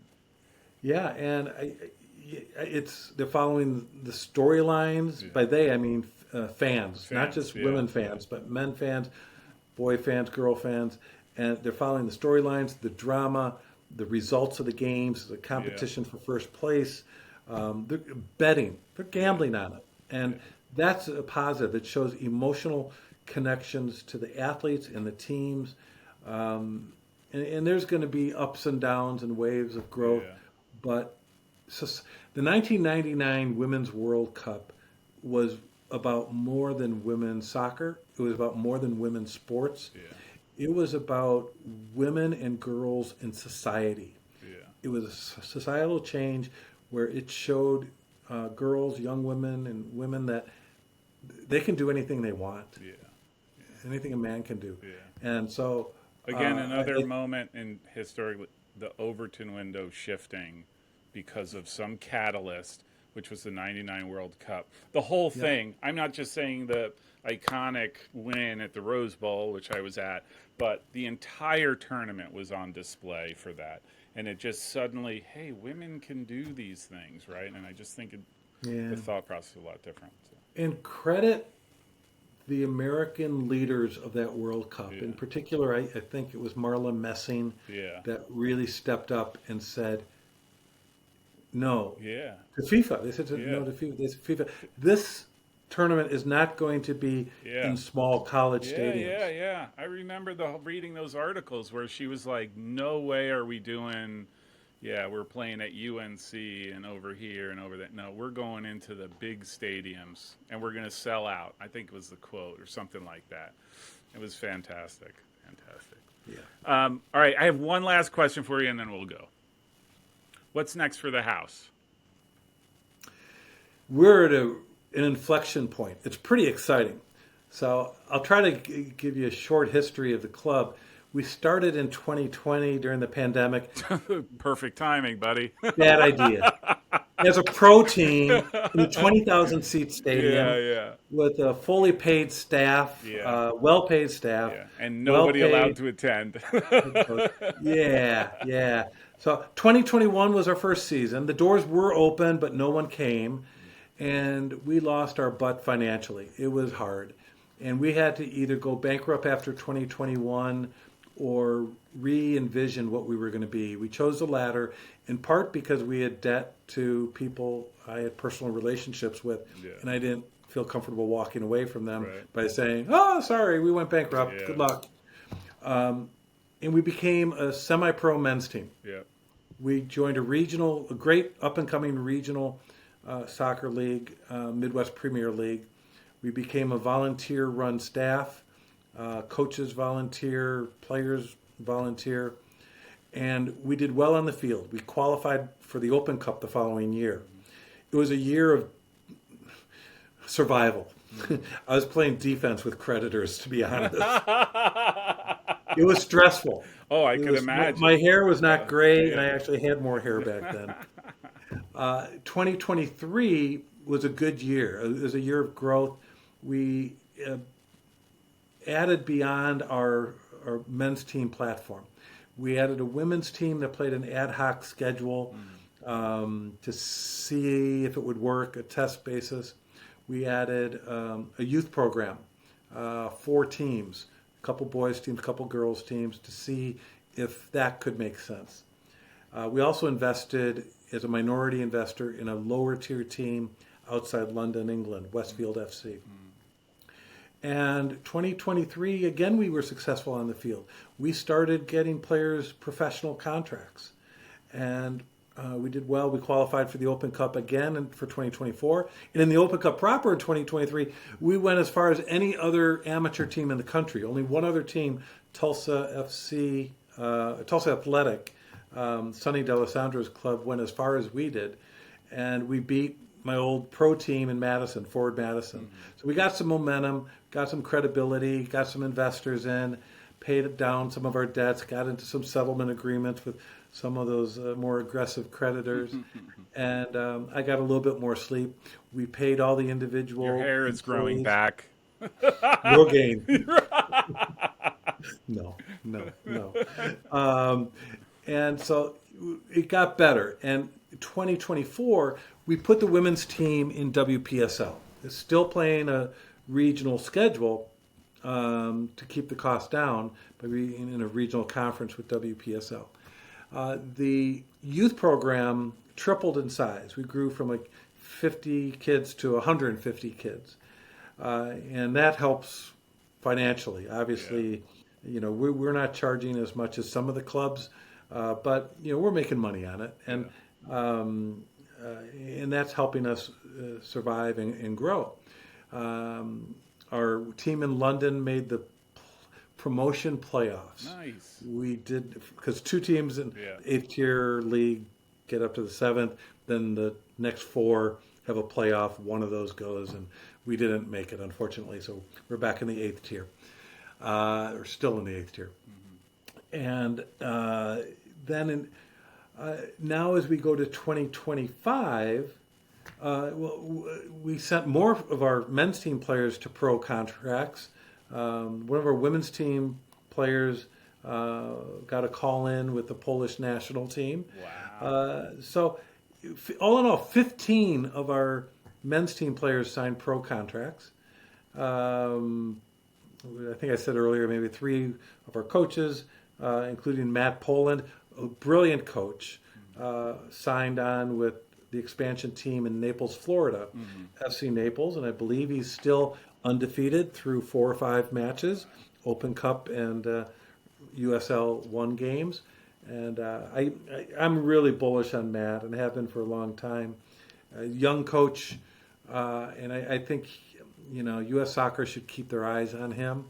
I've been fortunate to have hired 4 coaches in my career that have gone on to coach various U.S. national teams, and I'm hopeful that someday Matt will be the 5th. That good, huh? Like seriously, like that good? Oh yeah. Oh yeah. I mean, Interesting. you need to be good in a lot of different things to Yeah. be a good coach, right? You need the technical, the tactical, understand the physical aspect. Your network needs to be good. One of the really important things, and I don't know if it's thought about enough, you need to be a great communicator. Yeah. A great communicator from a group standpoint, well, internally and externally, Yeah. and then from a group standpoint and an individual standpoint. Yeah. Bob Bradley may be the best I've ever seen in that regard, and I think Matt is on a similar level. So yeah, keep your eyes on him. But when he left, it's next man up. Shannon Seymour, who was a player for us, and he transitioned into last year player and U23 women's head coach. So we gave him some of that experience. And then this year, when the opening was, we opened up the search nationwide, and we got a lot of good candidates. But in the end, we decided Shannon was the best candidate for our situation. He knew the culture of our club. Oftentimes when you're replacing a coach, it's because something's wrong. Yeah. It wasn't that case. We wanted to maintain and grow what Matt had already developed. And having an internal candidate like Shannon Seymour allowed us to do that. And Shannon happens to be a black man in soccer. And we're very proud that 3 of our men's team head coaches in our history have been black men. And there's not enough of that in American soccer. Yeah. And not because there aren't enough qualified black men to be coaching, just like some people say there's not enough qualified women to be coaches in this country of either women's teams or men's teams. And that's, excuse me to use a Joe Bidenism, that's malarkey. Yeah. There are plenty of good black coaches, men and women, that should be getting opportunities and they're not. And there's plenty of good women coaches that should be getting more opportunities. I got derailed there. So 2025, we're at an inflection point. My general manager, and we've got a brilliant general manager, Brian Koenig. He's also chief operating officer. That's the more important role because we are now a mile wide. We've been an inch deep. I think we're getting maybe 6 inches deep. But Brian does a great job keeping the train on the tracks.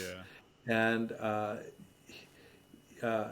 he's part of a small staff that keeps this going. But he is the one that is starting to provide the terminology for current Chicago houses 3.0. 1.0 was our 1 year as a professional team. 2.0 was the 3 years of surviving and growing and getting back on the tracks as a semi-pro team. And now 3.0, as we head into 2025, is as we grow all facets of what was existing. We have the men's and women's first teams. A reserve team for the men this year is starting up as new. We have men's and women's U23 teams. We have the youth programs. And we have a futsal academy. We have a junior academy. And this year, we are growing the youth program substantially. We're going to the western suburbs. We had been the southwest suburbs. We're adding to Batavia. We're expecting to get 8 to 10 new teams out there. Wow. And we have 2 more projects. I'll say kind of larger projects. One is to truly become an athletic club. You may have noticed the other side, I guess. House AC. Yeah. We meant to be a multi-sport club, like so many soccer clubs in Latin America and Europe, but financial issues prevented us from doing that.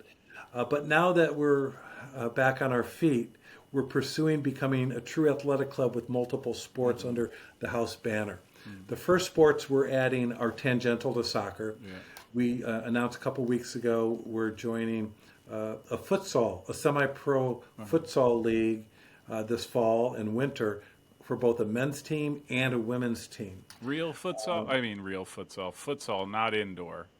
Correct, not indoor soccer with boards. This is a semi-pro futsal league.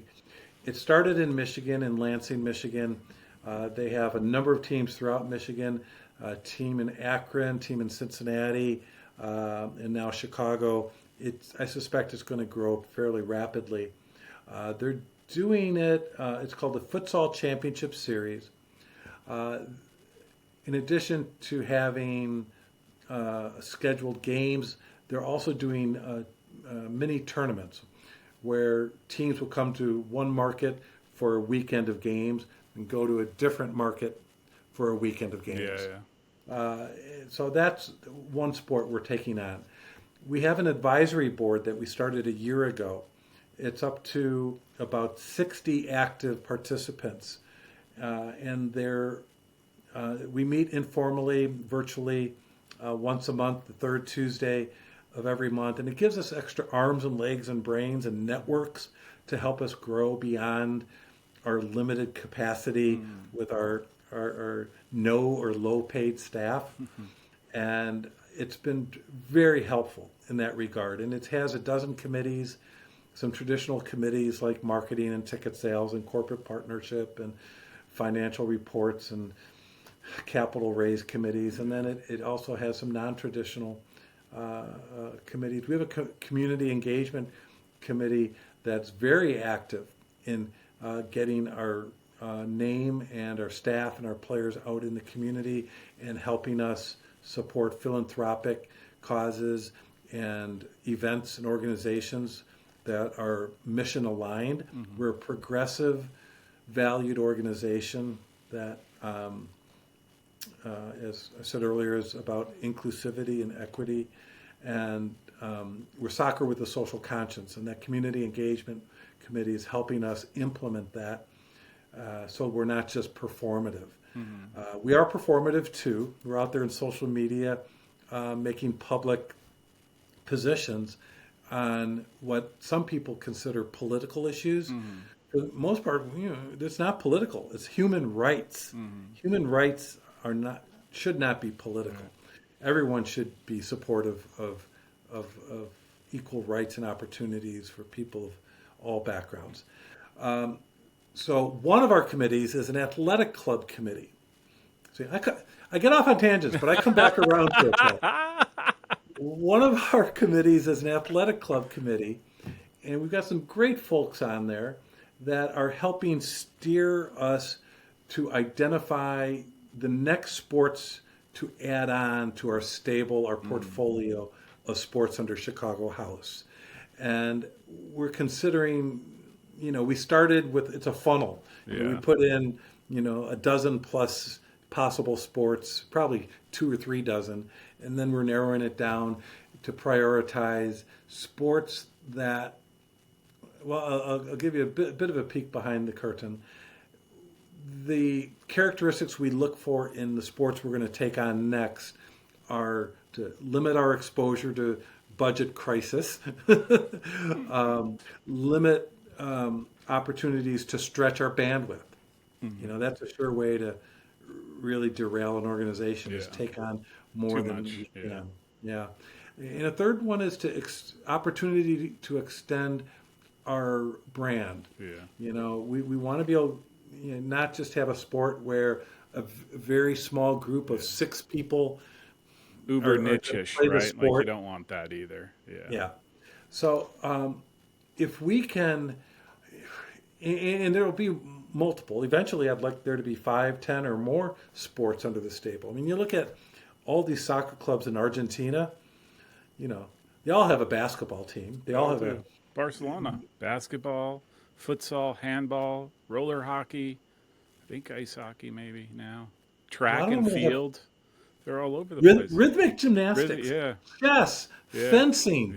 I mean, it's wild. And I like the idea of identifying sports that can have a similar pyramid underneath it to what soccer has, so we can get youth engagement, in part so it helps the financial aspect of it, and they can fund the first teams, and sports that will be mission aligned.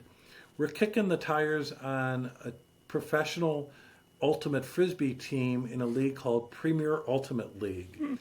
It's for women and non-binary athletes, and their missions align very well with Chicago House. So, we're not going to add 4 teams next year, 4 sports next year.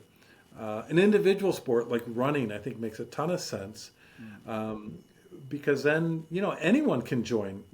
Anyone that wants to be part of Chicago House, and maybe they're mission aligned with us and they want to be part of our family, but they're not a great athlete in something, but they can run a 5K and they can do it to support our mission. And then this gets to the final aspect of where the future is for Chicago House, and that is starting a nonprofit arm, a charitable arm. You're big in. They, You were one of the first, by the way. Sorry to interject. You were one of the no, first to thank do you. that. Yeah, we were the first. Chicago Fire was the first team to start a charitable arm when they were starting their team. Yeah. And that goes to Phil Anschutz. Mr. Anschutz gets credit for that. When he interviewed me for the general manager position of the Fire, he said to me, if you get this job, I'm going to expect you to start a charitable arm because of two reasons. One of them was very philanthropic, and the other was a bit cynical. Yeah. He said, we're going to be asking a lot from the community, so it's important that we give back to the community. That was the kind, charitable, thoughtful one. The maybe more cynical one, but true, was good works are good business. Yeah. And so for a house, we want to start a charitable arm that will raise funds that will allow us to more fully fulfill our mission. And it will also help fund scholarships for our youth programming, which will be good for business and good for the sport, and it'll keep people in the sport who otherwise may not be able to afford to be part of it. But I think an individual sport like running can help with that. Runners are used to getting pledges for races, and so that's a fascinating thing that the advisory board has been. We're still out there adding angel investors, so we're building a community of investors. We probably have close to 30 investors, angel investors, that are supporting it. Some of them are in it as a true investment, where they're hoping this turns a profit someday, or they're able to sell their shares for a higher valuation someday. A lot of them, though, it's they want to be engaged in supporting either sport or an organization that's aligned to their values. Down the road, we'll likely we'll look at crowd-funded equity. We've kicked the tires on it before. I think it's important that there's a lot of support for a team and almost a demand for it before you go down that road. I remember, you remember a team called the New Jersey Teamsters? Yes. They tried doing it at the very beginning, And it didn't work. It didn't work. No, so down the road, it's something that we'll look at. And there's new versions of it. It's not all just WeFunder now. I've been an advocate for it for a long time, and I've helped some clubs get going with it. I want it to be meaningful. There's a couple companies out there now that allow the fan owners to have a real say in the operation of the teams. Not just some Green Bay Packers, you get a certificate, stock certificate, put it on the wall, or you get to vote for the GM once every 4 years. Every year you get like a nice glossy magazine of some sort that tells you, hey, we're doing great stuff. There you go. Yeah. I mean, the way I've always envisioned it is you find issues that are meaningful to the fans that will be buying these shares, and give them a say in it. I mean, they don't have to have a say in everything or in a lot of the minutia that they really don't care about. But if you're going to change the team colors from this rare color scheme, not many clubs in any sport. So San Diego Loyal kind of sort of had these colors. And then Venice, they have those colors. University of Miami has those colors. Deeper green though. Yep, Deeper green. It is. Yeah. I tried to mimic with the lights. Not sure I succeeded, but tried to. I think you got it. You got the green for sure. The orange is off by a little bit. Orange is off. It's because I got a red wall. It just makes it. I like it though. Well done. Is that a Barcelona jersey? Yes. I think the color scheme of the Barcelona jersey throws off the orange as well. Yeah. But if a team is going to change their colors, was got to be something the fans are demanding. Yeah. And odds are they're not going to be demanding Yeah. it. Yeah. So in my mind, if we do have crowd-funded equity, the something like changing the brand identity, or here's one for you, just out of the dark, a soccer team changes their name from Red Stars that reflect the stars on Yeah. the city's City's flag to just Stars. Yes, The because fans should probably have a vote on that. yeah. Which, Just spitballing here again. yeah. You're Uh, getting, you know, that I thought the fires. who came up. I thought, well, the same thing applies to the fire. I Well, would I thought the say. fires change was bad Yeah. when they did it, and then the Red Stars said, "Here, fire, hold my beer." Yes.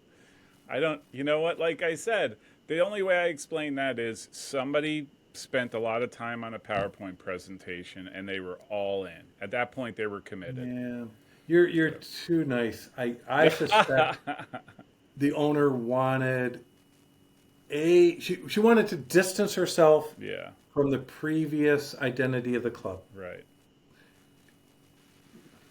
Good, bad, or otherwise. Correct. You can argue that ownership and the previous coach had messed up the identity, that she didn't want to be part of that aspect of it. Right. There's ways think to do that other than dropping a word out of your name. That's a weak argument. Yeah, You have a new owner. You are the new owner. yeah, yeah. So that's Yeah. gone. He's gone. Yeah. And B, you have a new coach. So that coach is gone. Yeah. And any stink that's on the logo, you have the opportunity to improve every single day by your interactions. Correct. To prove it. Correct. And if you're going to change, don't see. They tried to thread a needle, and by doing it, they messed up. If you're going to change this, go and change it. You might as well, exactly. If you're going to do it, do it. Don't. I always say, if you're going to move somewhere, move somewhere. Don't like move next to across the street. Which is effectively what they've done, right? So, Thank you, Paul. Peter, this is fantastic. I seriously do appreciate it. I love talking to you. Your wealth of knowledge, your experience, I mean, is unparalleled. So, My pleasure. Thanks for the conversation. Great topics. Yeah, sorry I wasn't able to talk longer. no, that's okay. We're butting up against my 11 p.m. deadline. We're close. We got there. We got close. Hey, I might actually. I mean, we've been talking for a while. I might break this up into 1 or 2 or 3 different segments, if you're okay with that. I would hope so. And then No one is going to be listening to this. It's maybe a surprised. 9-part series. Yeah. And actually, what you should do is, well, break it into 9 parts and then get rid of 6 of them.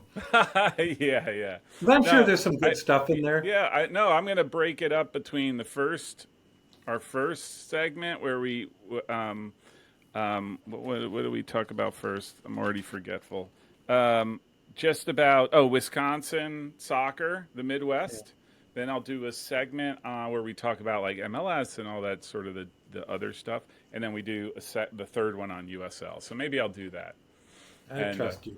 I just apologize that I know there's a couple items where I started repeating myself because I was talking for so long. Yeah. I'd forgotten what I'd said earlier. That comes with age, Peter. That's what my wife keeps telling me.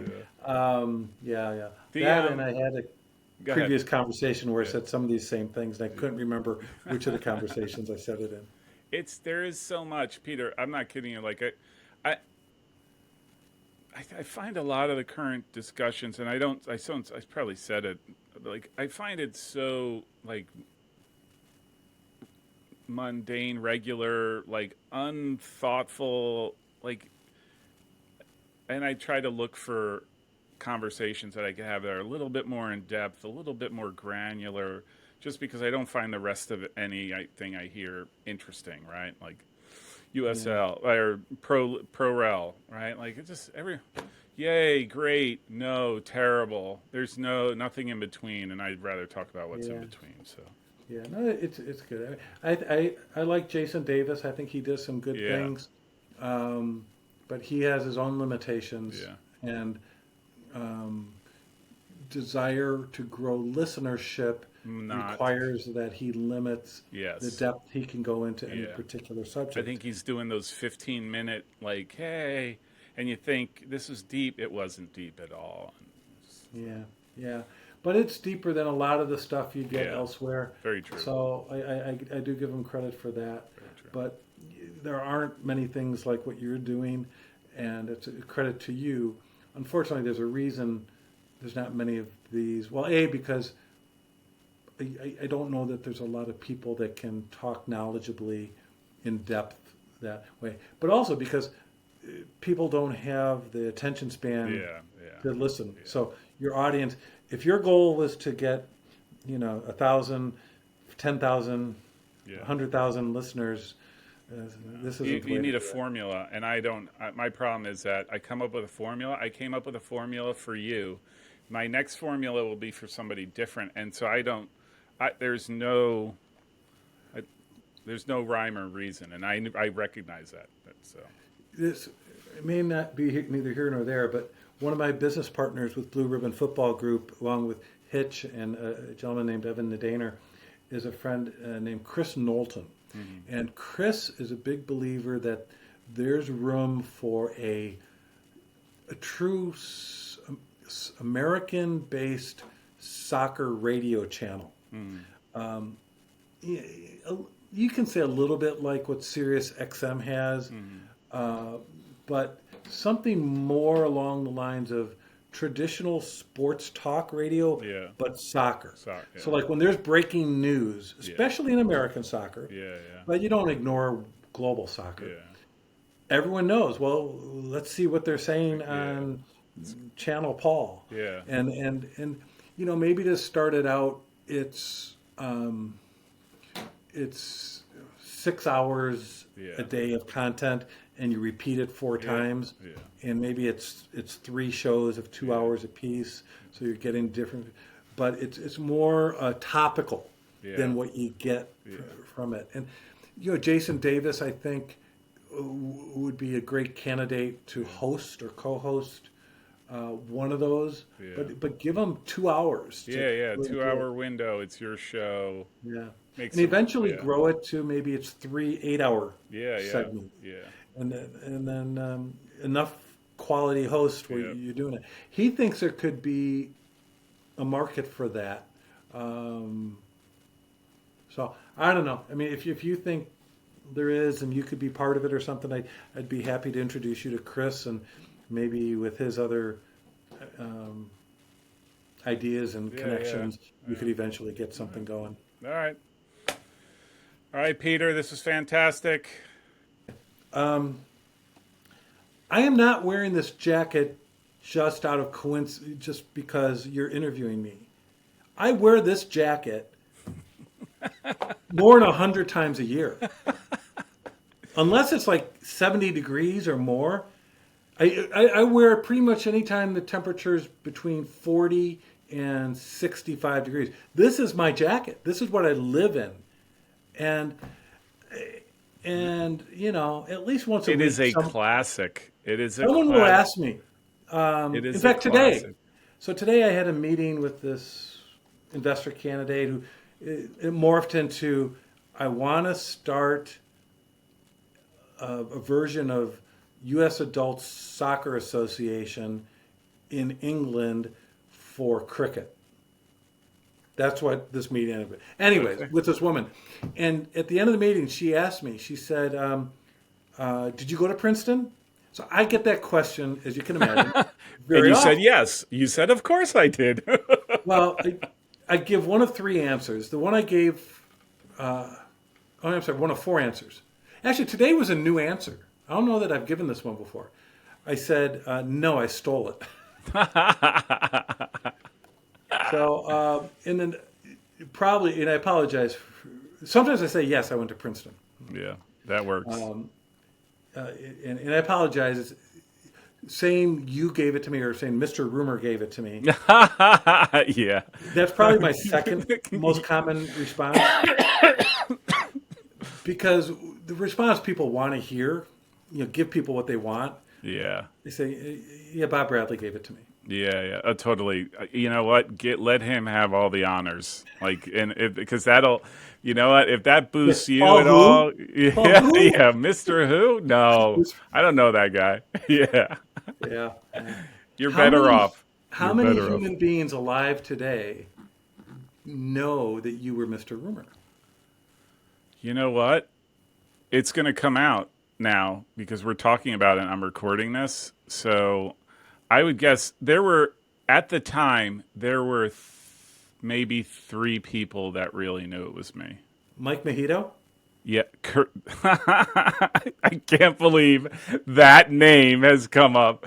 That's a big soccer board name. If they're at Mike Mojito was one because he was the guy behind it. I'll say me. You, one more. I don't know the third person, but I'll just take a wild guess and say Jeff Bradley. And you basically hit a home run. Those were the three. Yeah, yeah. It's impressive keeping any bit of information from any bit of soccer gossip Yeah. to that limited a circle for so long. And Yeah. I think it says a lot about you, how you're able to keep it restricted, and to those three people Yeah. who kept it amongst ourselves because it was a hot topic for years. I kind of, you know what's funny, Peter? Like, again, this is context for when this all happened, Mr. Rumor all happened. Like, I just thought it was like, hey, if I could do something that is going to, stoke some flames, get some people talking, like, I'm all down for that because I want soccer to succeed. I wasn't getting paid by anybody. There was It nothing magical. served a positive purpose. Correct. Absolutely. Correct. Especially in those early days when MLS, and this goes to a point I made earlier about these 9 teams Yep. knowing what not to do and trying to be cookie cutter. They tried to control the message. Yeah. They're Yeah. all about controlling the message. When the truth was being transparent and getting talking points out there Yeah. was a It's not a positive. bad thing. That's not a And bad thing. and you weren't out there, and there's rumor mongers about Yep. any topic these days that are out there to destroy or to paint Yeah, no. things negatively. That wasn't what you were doing. No. I mean, No. if as a negative topic, it was what it was. You didn't lie about it, but you were out there just trying to get discourse going. Yeah. Yeah. Yeah, it was a good thing, That and was it was fun. Mike It was Mojito. fun. Whatever happened to Mike Mojito? I lost track of him. Yeah, I looked him up the other day, and probably the first time in years and years and years, and I don't think I found where he is. I hope his health is okay. His health. I know his health was an issue. Like, He had a organ transplant, or yeah, he was in line for an organ transplant. he was such a good guy. Same. Like, oh, let's talk about it. Let's do this, and yeah. So He was he on Imus? I don't know. He was a radio producer. So he's a producer Yeah. at I'm pretty sure at there he is. Wait, in Miami? That looks like him. I think that's him. Muckrack, Muckrack is something you would think he would do, right? Freelance publicist and former New York City radio producer at 77 WABC radio, at 710 WOR, at Rita Cosby. She sounds Dr. Joy Brown Show alum. See, I think he might have done a tour with Imus, if I'm not mistaken. 8 years ago. Yeah. An article about World Boxing News. So, 8 years ago, he was still around. That's good. Yeah. That means he must have gotten through. Are you Yeah. finding anything? Are you doing a I search? just saw this article. Oh no, he was writing. I don't know. I just see this. Yeah, freelance publicist, former NYC radio. Um, Michael's a professional, thorough, and highly creative. Is that talking about him? Appreciate. Our PR team. Here we go. May 26, 2024. Nice. Our PR team, meet our team at Wasabi Publicity. Let's see a picture as we go down. Yeah, that's him. That's Pitch him. writer, a former radio Yeah. producer at the top two talk stations in the number one radio market of New York City.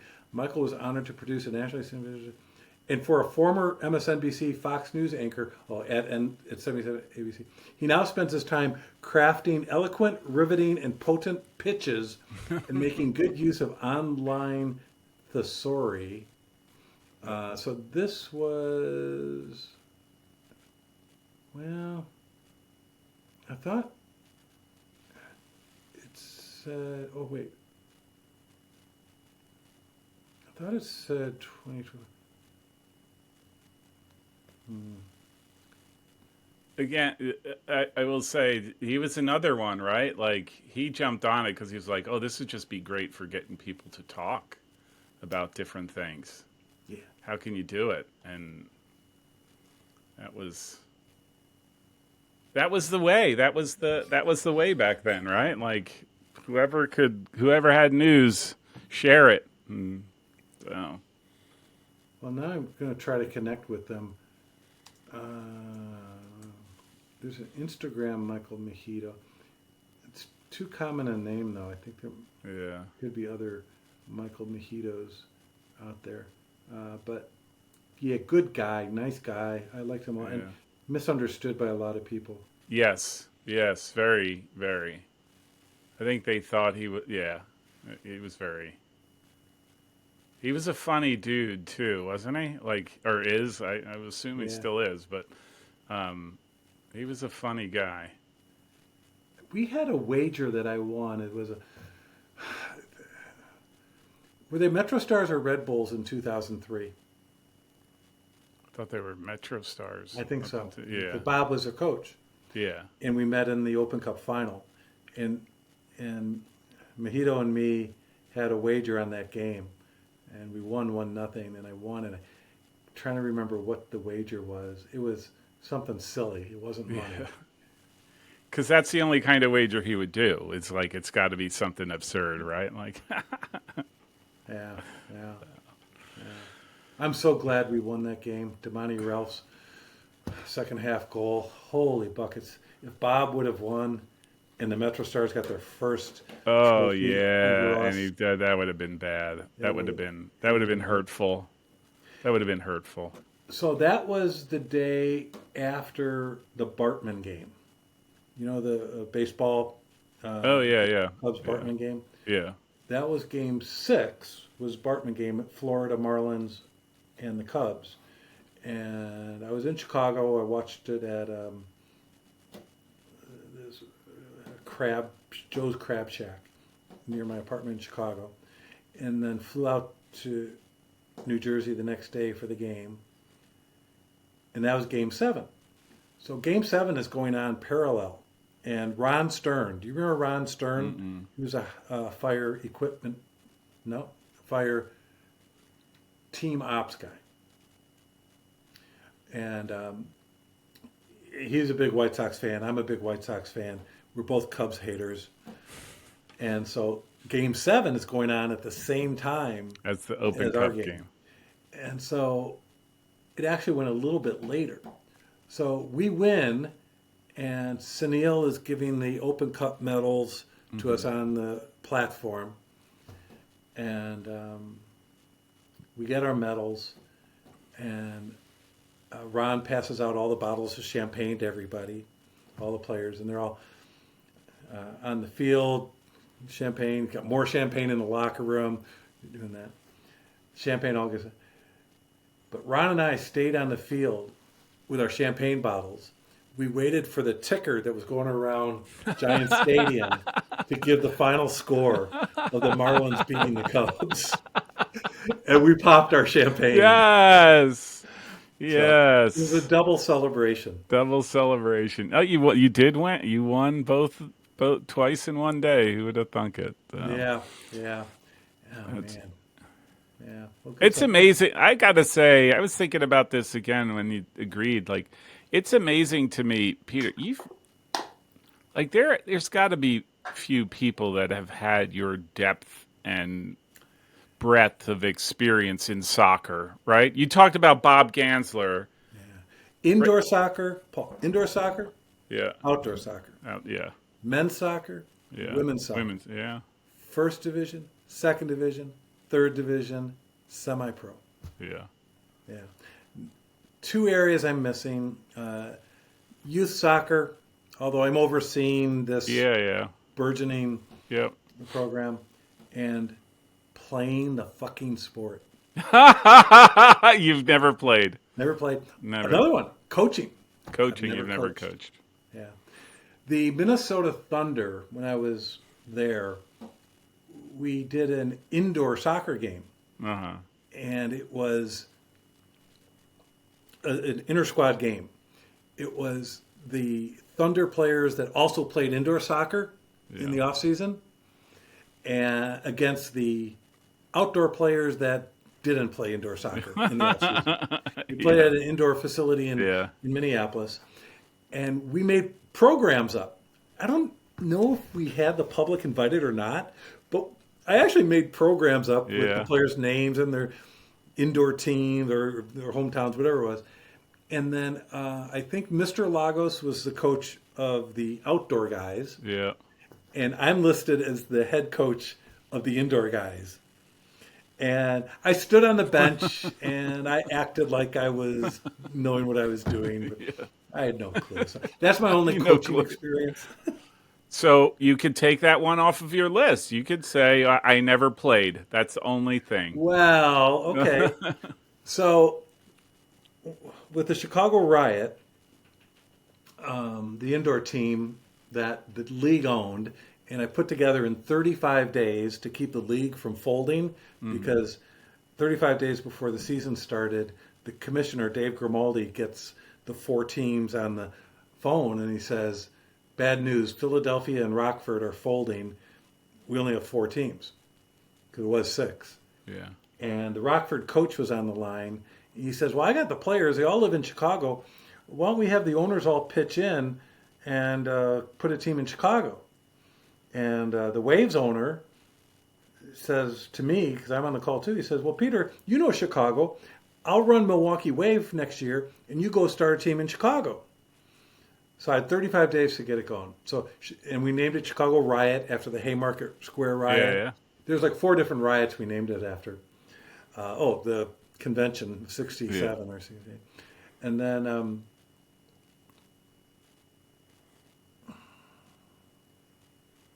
where was I going with this? Playing. Oh, playing. So we had so much fun with this team because no one was looking. We could do Yeah. whatever we wanted. Yeah. To get a weekend date, we scheduled a game at the same time as the Super Bowl, Super Bowl 2010, I think it was. And people showed up. We actually got 300 people there. And at halftime of the Riot game, we recreated all the scoring plays from the first half of the Super Bowl on the field. Did them. Although Tom Dunmore missed his field goal attempt badly. He was supposed to make it. And then a kid who was supposed to fumble the ball that was picked up and run back for a touchdown Yeah. refused to fumble it. But anyway, another game was our Elvis night. Mm-hmm. It was a tribute to both Elvises, Presley and Costello. Now that's impressive because I would have thought you have to honor Elvis Costello myself. So yeah. we had fans. If you came dressed as either Elvis, you got in for free. And at halftime, we played a game on the field between the Elvis Presleys against the Elvis Costello. So I was slimmer back then. So I went as Elvis Costello. Nice. And I played goal. And we played not just traditional indoor soccer, but I always wanted to play a game where you had multiple balls on the field. So we called it Riot Ball, 6-minute game, during halftime. And we started with one ball, and every minute we threw out another ball. So by the end of the game, there were 6 balls on the field, and I'm playing goalkeeper. Goalkeeper, the worst possible position to be for that. I gave up 3 goals in 20 seconds. Nice. But I did take a shift out on the field and I scored a goal. And all right, I'm going to look for it. So you played. So I played, yes. So we get there. So, And the truth is, when I was with the Milwaukee Wave, we had a staff team that I yeah. played on, and I was. So there you go. You've done everything. Yeah, but not really. Let's see. Let me find this picture of me.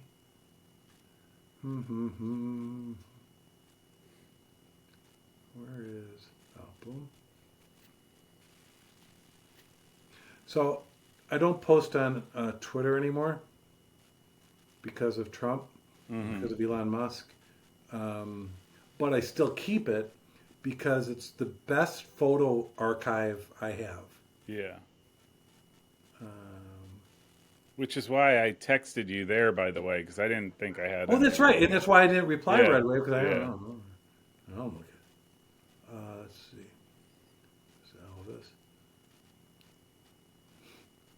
One of my claims to fame is I replaced an Elvis Presley plaque in Madison, Wisconsin that had been stolen. And it was That's a really right. cool plaque. It commemorated an incident a few months before he died. He was in his limousine traveling from the airport to his hotel, and he saw a fight on a street corner in front of a gas station. And he stopped the limo. He got out of the limo. He's got his cape on. And he says to the guy who's beating the crap out of the other guy, he says, "Hey man, fighting's not cool." He struck his karate pose. Yeah. And the guy who's beating the crap out of the other guy was like, "Whoa, that's Elvis." And there's a plaque there? Yeah, so they made a plaque for it, and then it got stolen, and it was gone for a couple of years. And I'm like, well, hell with that. I'm gonna. Wait. Wilt scores from 3-point range in the battle between the Elvis Presleys and Elvis Costellos. Oh, wait a second. But then I retweeted and I said untrue. Sad Ooh. face. But let me see if that's the picture.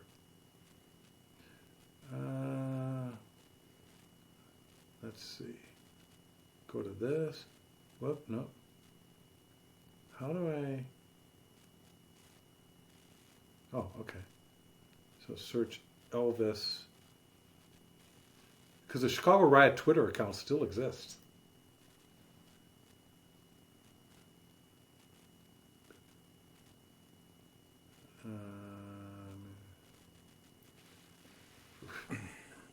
Oh my God. Okay, there.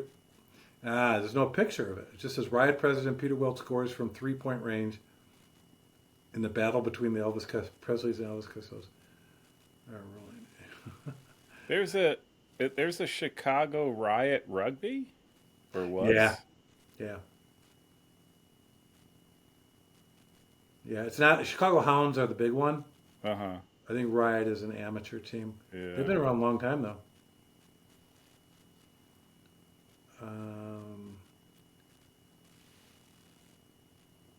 So I think maybe it's. I've seen the picture recently. It must be on my Facebook page. If you find the picture, send it to me. Of course. I got I will- slick back hair, and I'm Nice. celebrating the goal. So I got my kind of tweed sport coat. Oh yes, yeah. Elvis Costello. And I Yeah. look nothing like Elvis Costello. I got a tweed. Yeah. And I'm doing the airplanes Yeah. goal celebration. Yeah. Yeah. Elvis.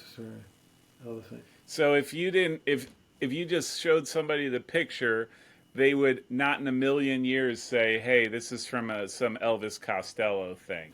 Correct. Correct. Sadly, um, yeah, yeah. I was hoping they would, but they wouldn't. Hang on a second. Let me go to photos on Facebook. I think maybe I have it under my Peter soccer pics. Let's try that. Mm-hmm. A lot of Red Stars ones. This would have been. Oh, there's some Riot pictures there. Tom Dunmore and me with the Riot. Sting. Oh, Stanley Sting with Sparky from the Fire mascot, and Grandpa Sparky. Grandpa Sparky was the Fire mascot the first year, um, but he was gray. After the Before first the year, we dog? switched to a white Sparky, Yeah, and but a friend of mine has the Grandpa Sparky outfit, and he pulls it out every once in a while. So no, he wasn't under Peter's soccer picks, but I will not rest until I find it.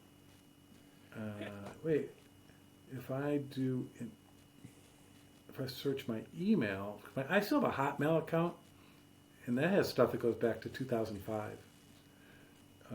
I'm telling you, you should just do like what the presidents did. They would just, hey, here's a data dump of every meeting I've ever been to in the notes, and they publish a book.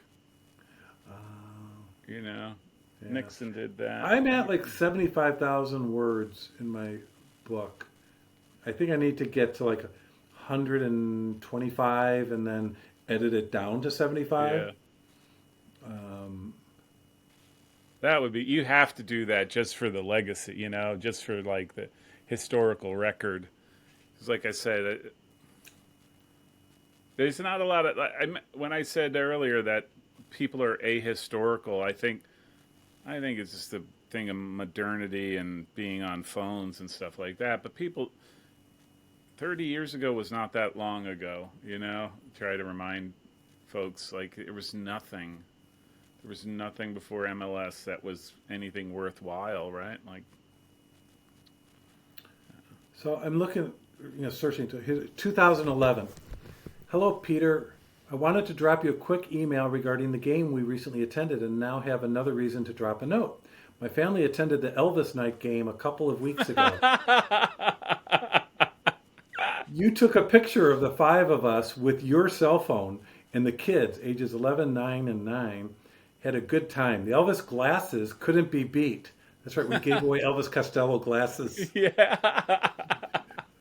The Riot were competitive, and of course it was easy getting to, in, and out of the Odeum.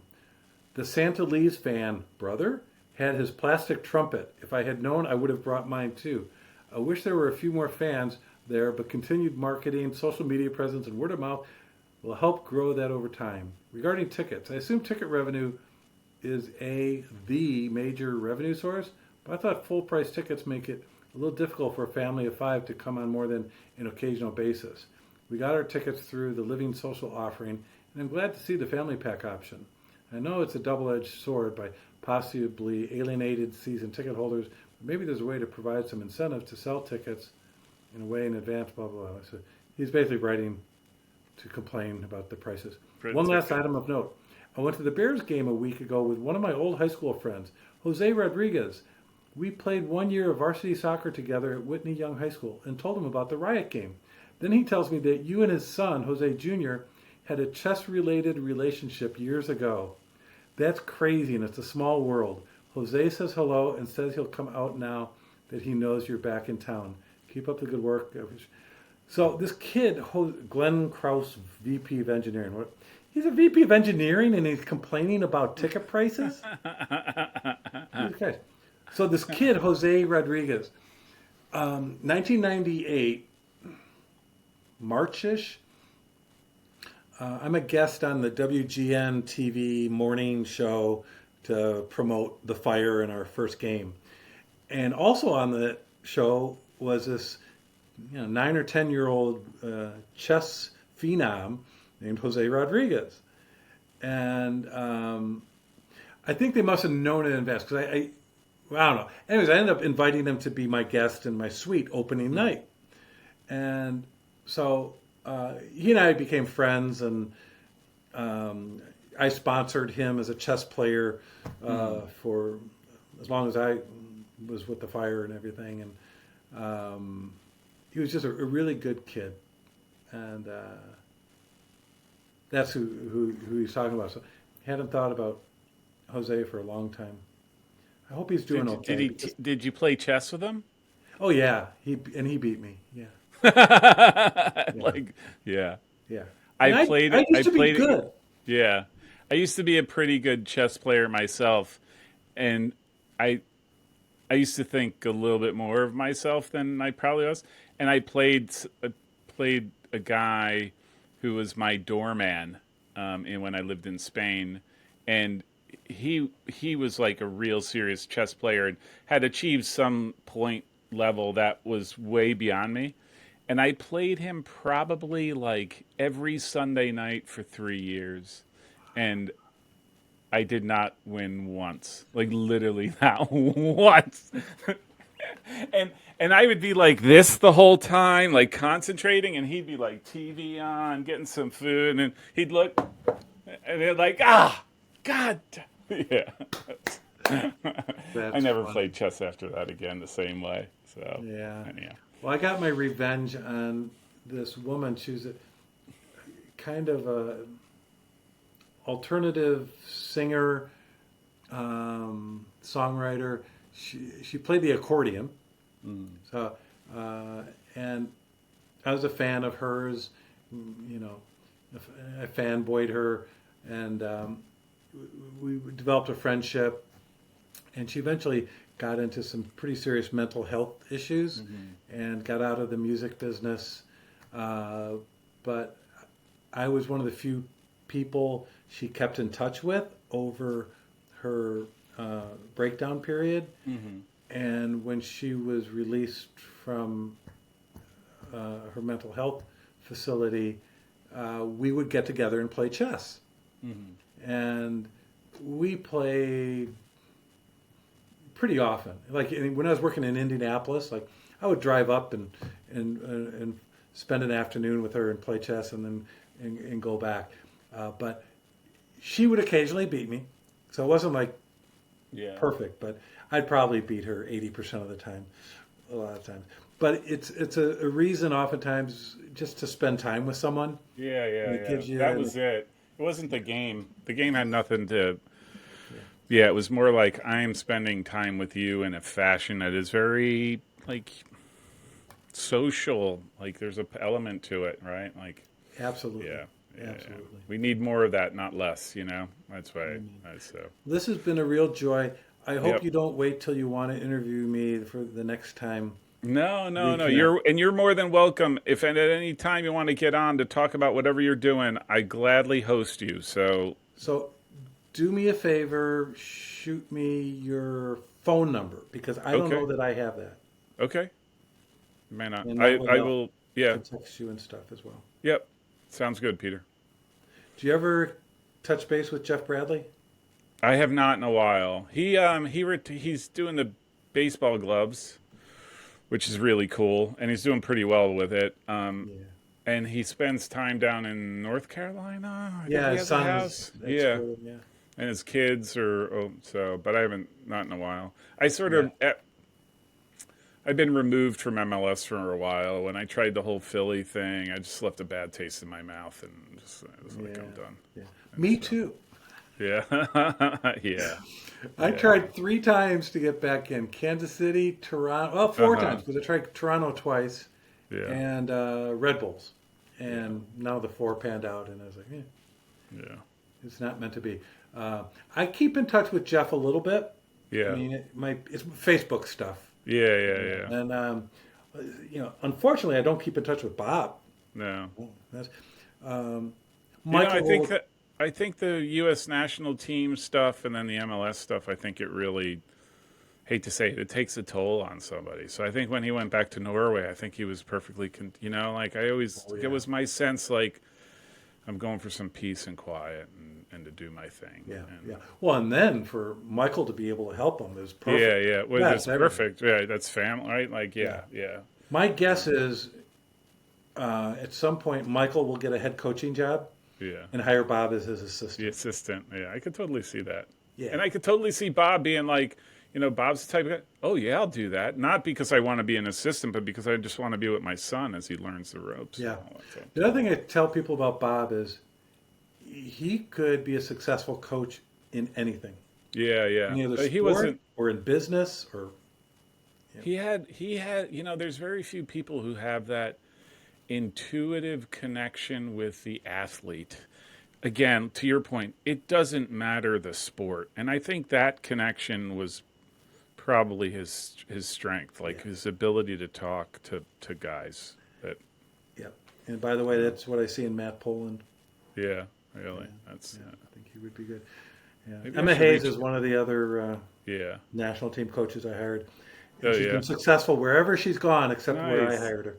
Yeah, But I gave you can, her and Bob their first pro head coaching jobs. yeah, yeah. I I also gave remember. Emma Carly Lloyd. I gave her Okay, Megan Rapinoe. I gave her yeah, Christiani. I yeah, gave her Lindsay Tarpley. I gave her Kate yeah, Markgraf. I gave her the Norwegian national team goalkeeper, the Sweden national team center back, yeah, Karen Carney, the England national team yeah, forward. or yeah. The roster was freaking loaded, and we didn't make the playoffs. How does that happen? I think Carly Lloyd, first of all, is a handful, Yeah. as you know. Well, I know from the outside, I hear she seems like a handful, but She is. she burns bridges like nobody else. Oh, It seems to me, which raises questions about like psychosis and all that mental health. Like yeah, something's yeah. going Oh, on up yeah. there, Yeah. Hope Solo is stable compared to Yeah, yeah, no, but yeah, this is a factoid I give about Carly and her Red Stars era. In the World Cup 2019 or 2015 final, the World Cup final, the first 30 minutes of the World Cup final, Carly Lloyd scored more goals in those 30 minutes for the U.S. national team, the World Cup she did final, for you. than she did her entire stay with the Red Stars. Something's wrong with that. She had Something two is with it. us. She had two Yeah, with us. yeah. Yeah, yeah. That's It was only terrible. 1 year, but That's still, terrible. you would think. Hey, Yeah. would who's the kind of this is totally bizarre off because we're talking about Carly Lloyd. Who is the most difficult player you've ever had to deal with in a way that in a disappointing way?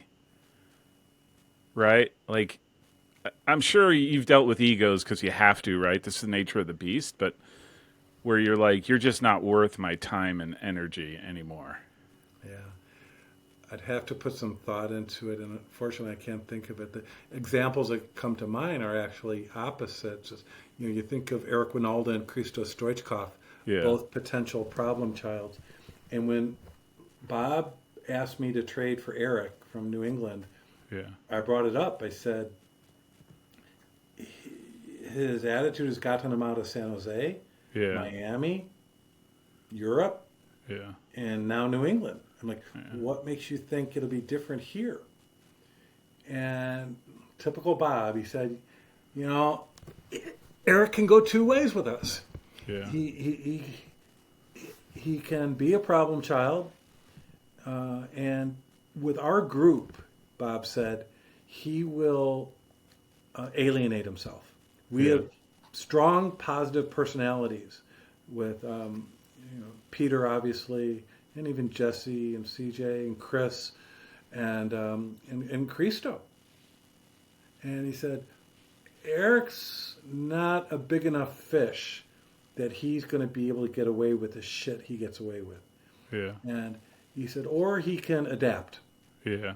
And he said, I hope he adapts. Yeah.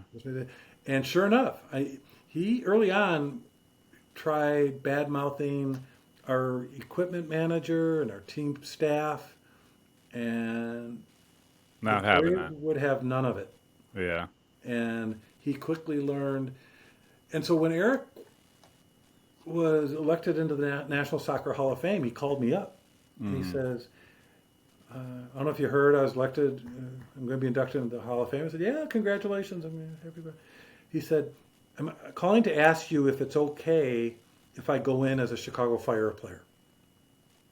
And I was like, Wow. wow. I said, first of all, Eric, I'm incredibly thrilled and proud and honored that you would think so much of your fire time, because it was only 1 year that he was with us, that, of all the teams you played for, that would be the one. But secondly, Eric, this isn't baseball. They're not going to ask you to wear a hat on the plaque. Yeah. He said, no, but they're going to ask me for pictures for the media Yeah. and everything, and I want to give them fire pictures. Is that okay? Yeah. I was like, yeah, you betcha. So that's how Eric was. Stoichkov, obviously, almost to the extreme of Eric. And he was a challenge. And Bob handled it. Bob did a Yeah. good job. I did too. There, when he first came over, we had an Open Cup game that he wasn't dressed for yet. It's possible it was a friendly, but I think it was an Open Cup. Maybe it was a friendly against the Chicago Sockers. It was out at the high school in Arlington Heights, Forest View High School. And Cristo's there in street clothes and very limited English. And he's with his agent, who is a friend of mine, and it was the reason that we got Cristo, because his friend. And one of my, if not first in-person conversations with Cristo, he's trying to tell me something. I didn't quite understand it. In part because I didn't understand the pig English. Yeah. Yeah. And in part because I couldn't believe what I was hearing. I said to his agent, I said, is he saying he wants to coach us? And he said, yeah. He said, maybe you need a new coach and I can be coach. I'm like, oh my God. We just need you to play, buddy. Yeah, Just give us yeah. whatever left you got left in the tank. So then when Bob went to New Jersey, one of the first calls I got was from Cristo saying, I want to be your coach. Well, it was, I wanted to take you to lunch. Let's go to lunch. So went to the top of the John Hancock Center, 98th floor.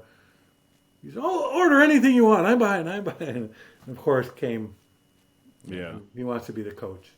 I said, okay, I'll consider that, and let's talk about it some more, and we'll include you in the process. And, it would have been interesting. I mean, he would have been more qualified then than he was at the beginning, because he had a better idea of the league and American players and all that. But obviously, I don't still think he would have been a fast. good coach. No, good players are never good coaches. No, and I also think, I also think, especially him, he has an idea of how it should be played, and I could totally see him losing his stuff when somebody doesn't play the way he thinks they should play. Right. That's the talented player aspect of it, or part of it. The personality part of it is layered on top of it. Yeah. That aspect is, it's kind of like the Billy Martin rule, where a personality like that can actually get a lot out of a team early on, but eventually it wears off. It's like you burn too hot for too long, you're gonna burn up, right? Like it's Yeah. But those are the two that I would think of that were real challenges and difficult. But in both cases, I think we handled them well, and we traded Cristo to DC at the right time. Yeah. He obviously went bonkers in DC and broke that kid's leg on purpose. That was just one of the most disgusting. Makes you wonder.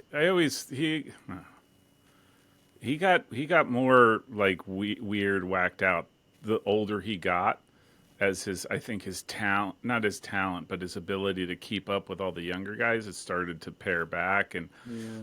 it just, He yeah, attacked a teenage usher at Soldier Field after a game that caused real problems. It was a young black girl, and she was just after the game trying to get keep people to people move. from going into Yeah, the stands.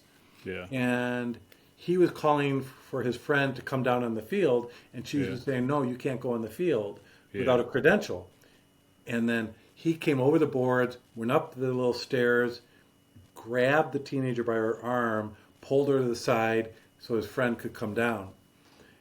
Uh, And yeah, that's not good. she started crying and went Yeah, to her boss, and a report was written up. yeah, yeah, yeah. And it was bad, and it could have been escalated. It could have been assault charges. Police were saw the charge, the write up, the report. I remember driving Cristo because he figured out later how serious trouble he Yeah. was when the Chicago Police Department wanted to talk to him. And I ended up driving him to the girl's home. And we sat Yeah. down with the girl's mother. I don't remember if the girl was in the room or not, but he mea culpa'd, and I did my song and dance, and Yeah, we're somehow sorry. It'll never somehow we happen got again. out of it. Oh, Yeah, yeah. it was crazy. But so yeah, he was certainly difficult. Um, Indoors, I'm sure. Do you So miss? Do you? I was Yeah. sued by You were. players from the riot and their coach 10 years after. What? Yeah. Well, they had tried. So we ran out of money with a month left in the season, and so they didn't get their last two paychecks. And there's four owners of teams. The Milwaukee owner paid his amount. Well, the initial payments, 75,000 each. Milwaukee, all four of them paid. So we had $300,000 to run the team for the year.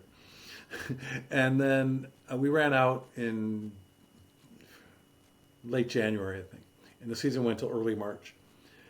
And the Milwaukee owner kept giving me some more money. I had a club credit card that I ran up to $48,000 that I ended up having to pay $12,000 in taxes on it. I didn't end up paying. Personally? Yeah. Oh, yeah. Oh my god. My wife's still thrilled about that. Um, She uh, reminds you when you're. It's like, do you remember that time? yeah. But the Baltimore and the Kansas City owners didn't step up. Neither did the Omaha owner, but he was broke as well. Yeah. The Kansas City owner, he could have. I mean, he wasn't rich, but he had money, and he could have done Yeah. at least his part. The Baltimore owner, the Blast owner, Ed Hale, you might have even heard the name. Yeah. He Yeah. owns a bank. He's loaded. That Yes, guy. he's loaded. And our last game was an away game in Baltimore, and the players said before, in the whole time during the month, I'm telling the players, this is what the owners are telling me. They're telling me they're going to fund your pay. I said, I don't know that they're going to, but they're telling me they are. And so I said, please don't kill the messenger if it doesn't happen. But that's what they're telling me. If you guys don't want to play, I get it. And so in Baltimore, they staged a strike before the game started. They said, we're not going out there until we get paid. So the owner at Hale goes into the locker room. He says, come on, guys. You're going to get paid. And they're like, well, then pay us. He said, well, I can't pay you now. It's Saturday. Bank's not open. We'll pay you on Monday. But if you don't get on the field, I can assure you, you're not getting paid. So they played the game. Of course, they didn't get paid. So a bunch of them sued a year later or whatever. They tried and whatever. A bunch of them sued the entity. What was it? MISL maybe. Am at I the a time? missile? Yeah, it was missile at the time, right? They sued Dave Grimaldi, I think, who was a commissioner. They sued the individual owners. They didn't sue me, but they lost. I think they tried twice in suing different combinations of people, and they lost. And then the statute of limitations was 10 years. And so right at 10 years, they filed a lawsuit. And depending on how you read the law, they missed it by 2 weeks, or they might have been okay for part of it, but not all of it. And so I had to hire an attorney, and it ended up costing me, I don't know, maybe another $8,000 or $10,000, because it went on for over a year, and stressful. And I couldn't tell my wife, so the secrecy of it killed me. It killed me just inside. Ended up winning the case, or it was thrown out. Right. And not because of the statute of limitations. It was something else. And I always kind of wanted to see if they missed it by 2 weeks, because technically you have from 10 years from the point where you know you're being screwed. Yeah. And we missed a paycheck in late January, and they filed this in early March. So it was 10 years, 10 years and a month, change. basically, Yeah. from when they first knew they were getting screwed. So those were difficult players to deal with and coach. Yeah.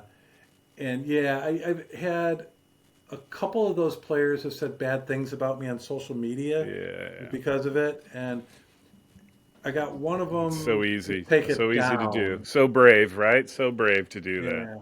Yeah. So there's one, the goalkeeper, Ante Chop, who I still love him because he scored an incredibly dramatic, game-winning 3-point goal, and he was a goalkeeper. Yeah.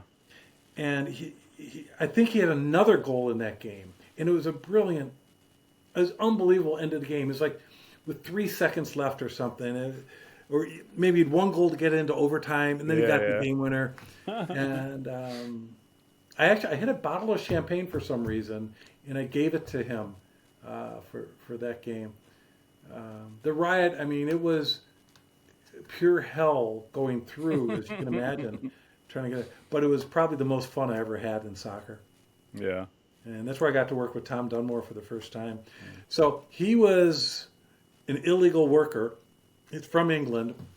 He was in Chicago, going to University of Chicago for his doctoral degree in history. Oh, wow.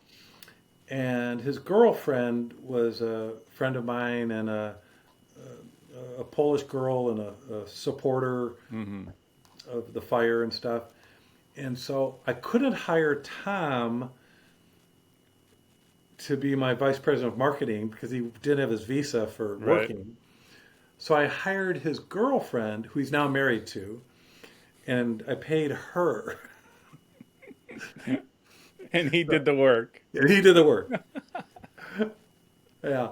So that's in the awesome. book, and that will hopefully be beyond the statute of limitations by the time. Would you go back? Do you miss MLS or no? I could see why you would say no. By the way, I think Yeah. For the most part, no. Yeah. There's I think it's days- gotten a I lot like- more I like the unwieldy. knowledge that if Yeah. I order something, I can pay for it. Yeah. That's nice. Yeah. Yeah. That's the biggest thing. And I certainly don't miss having what they have now. Yeah. It's too big. That just doesn't appeal to me. Yeah. What we had then with 20 employees and then 30 employees, we were a family. When I said entrepreneur, that's the way I was thinking. I was like, there was something about that time, right? Like everyone was invested in succeeding, from employees and to the fans, to the buy tickets or not, or whatever it was. There was just such a different vibe to it that I just think that's been lost.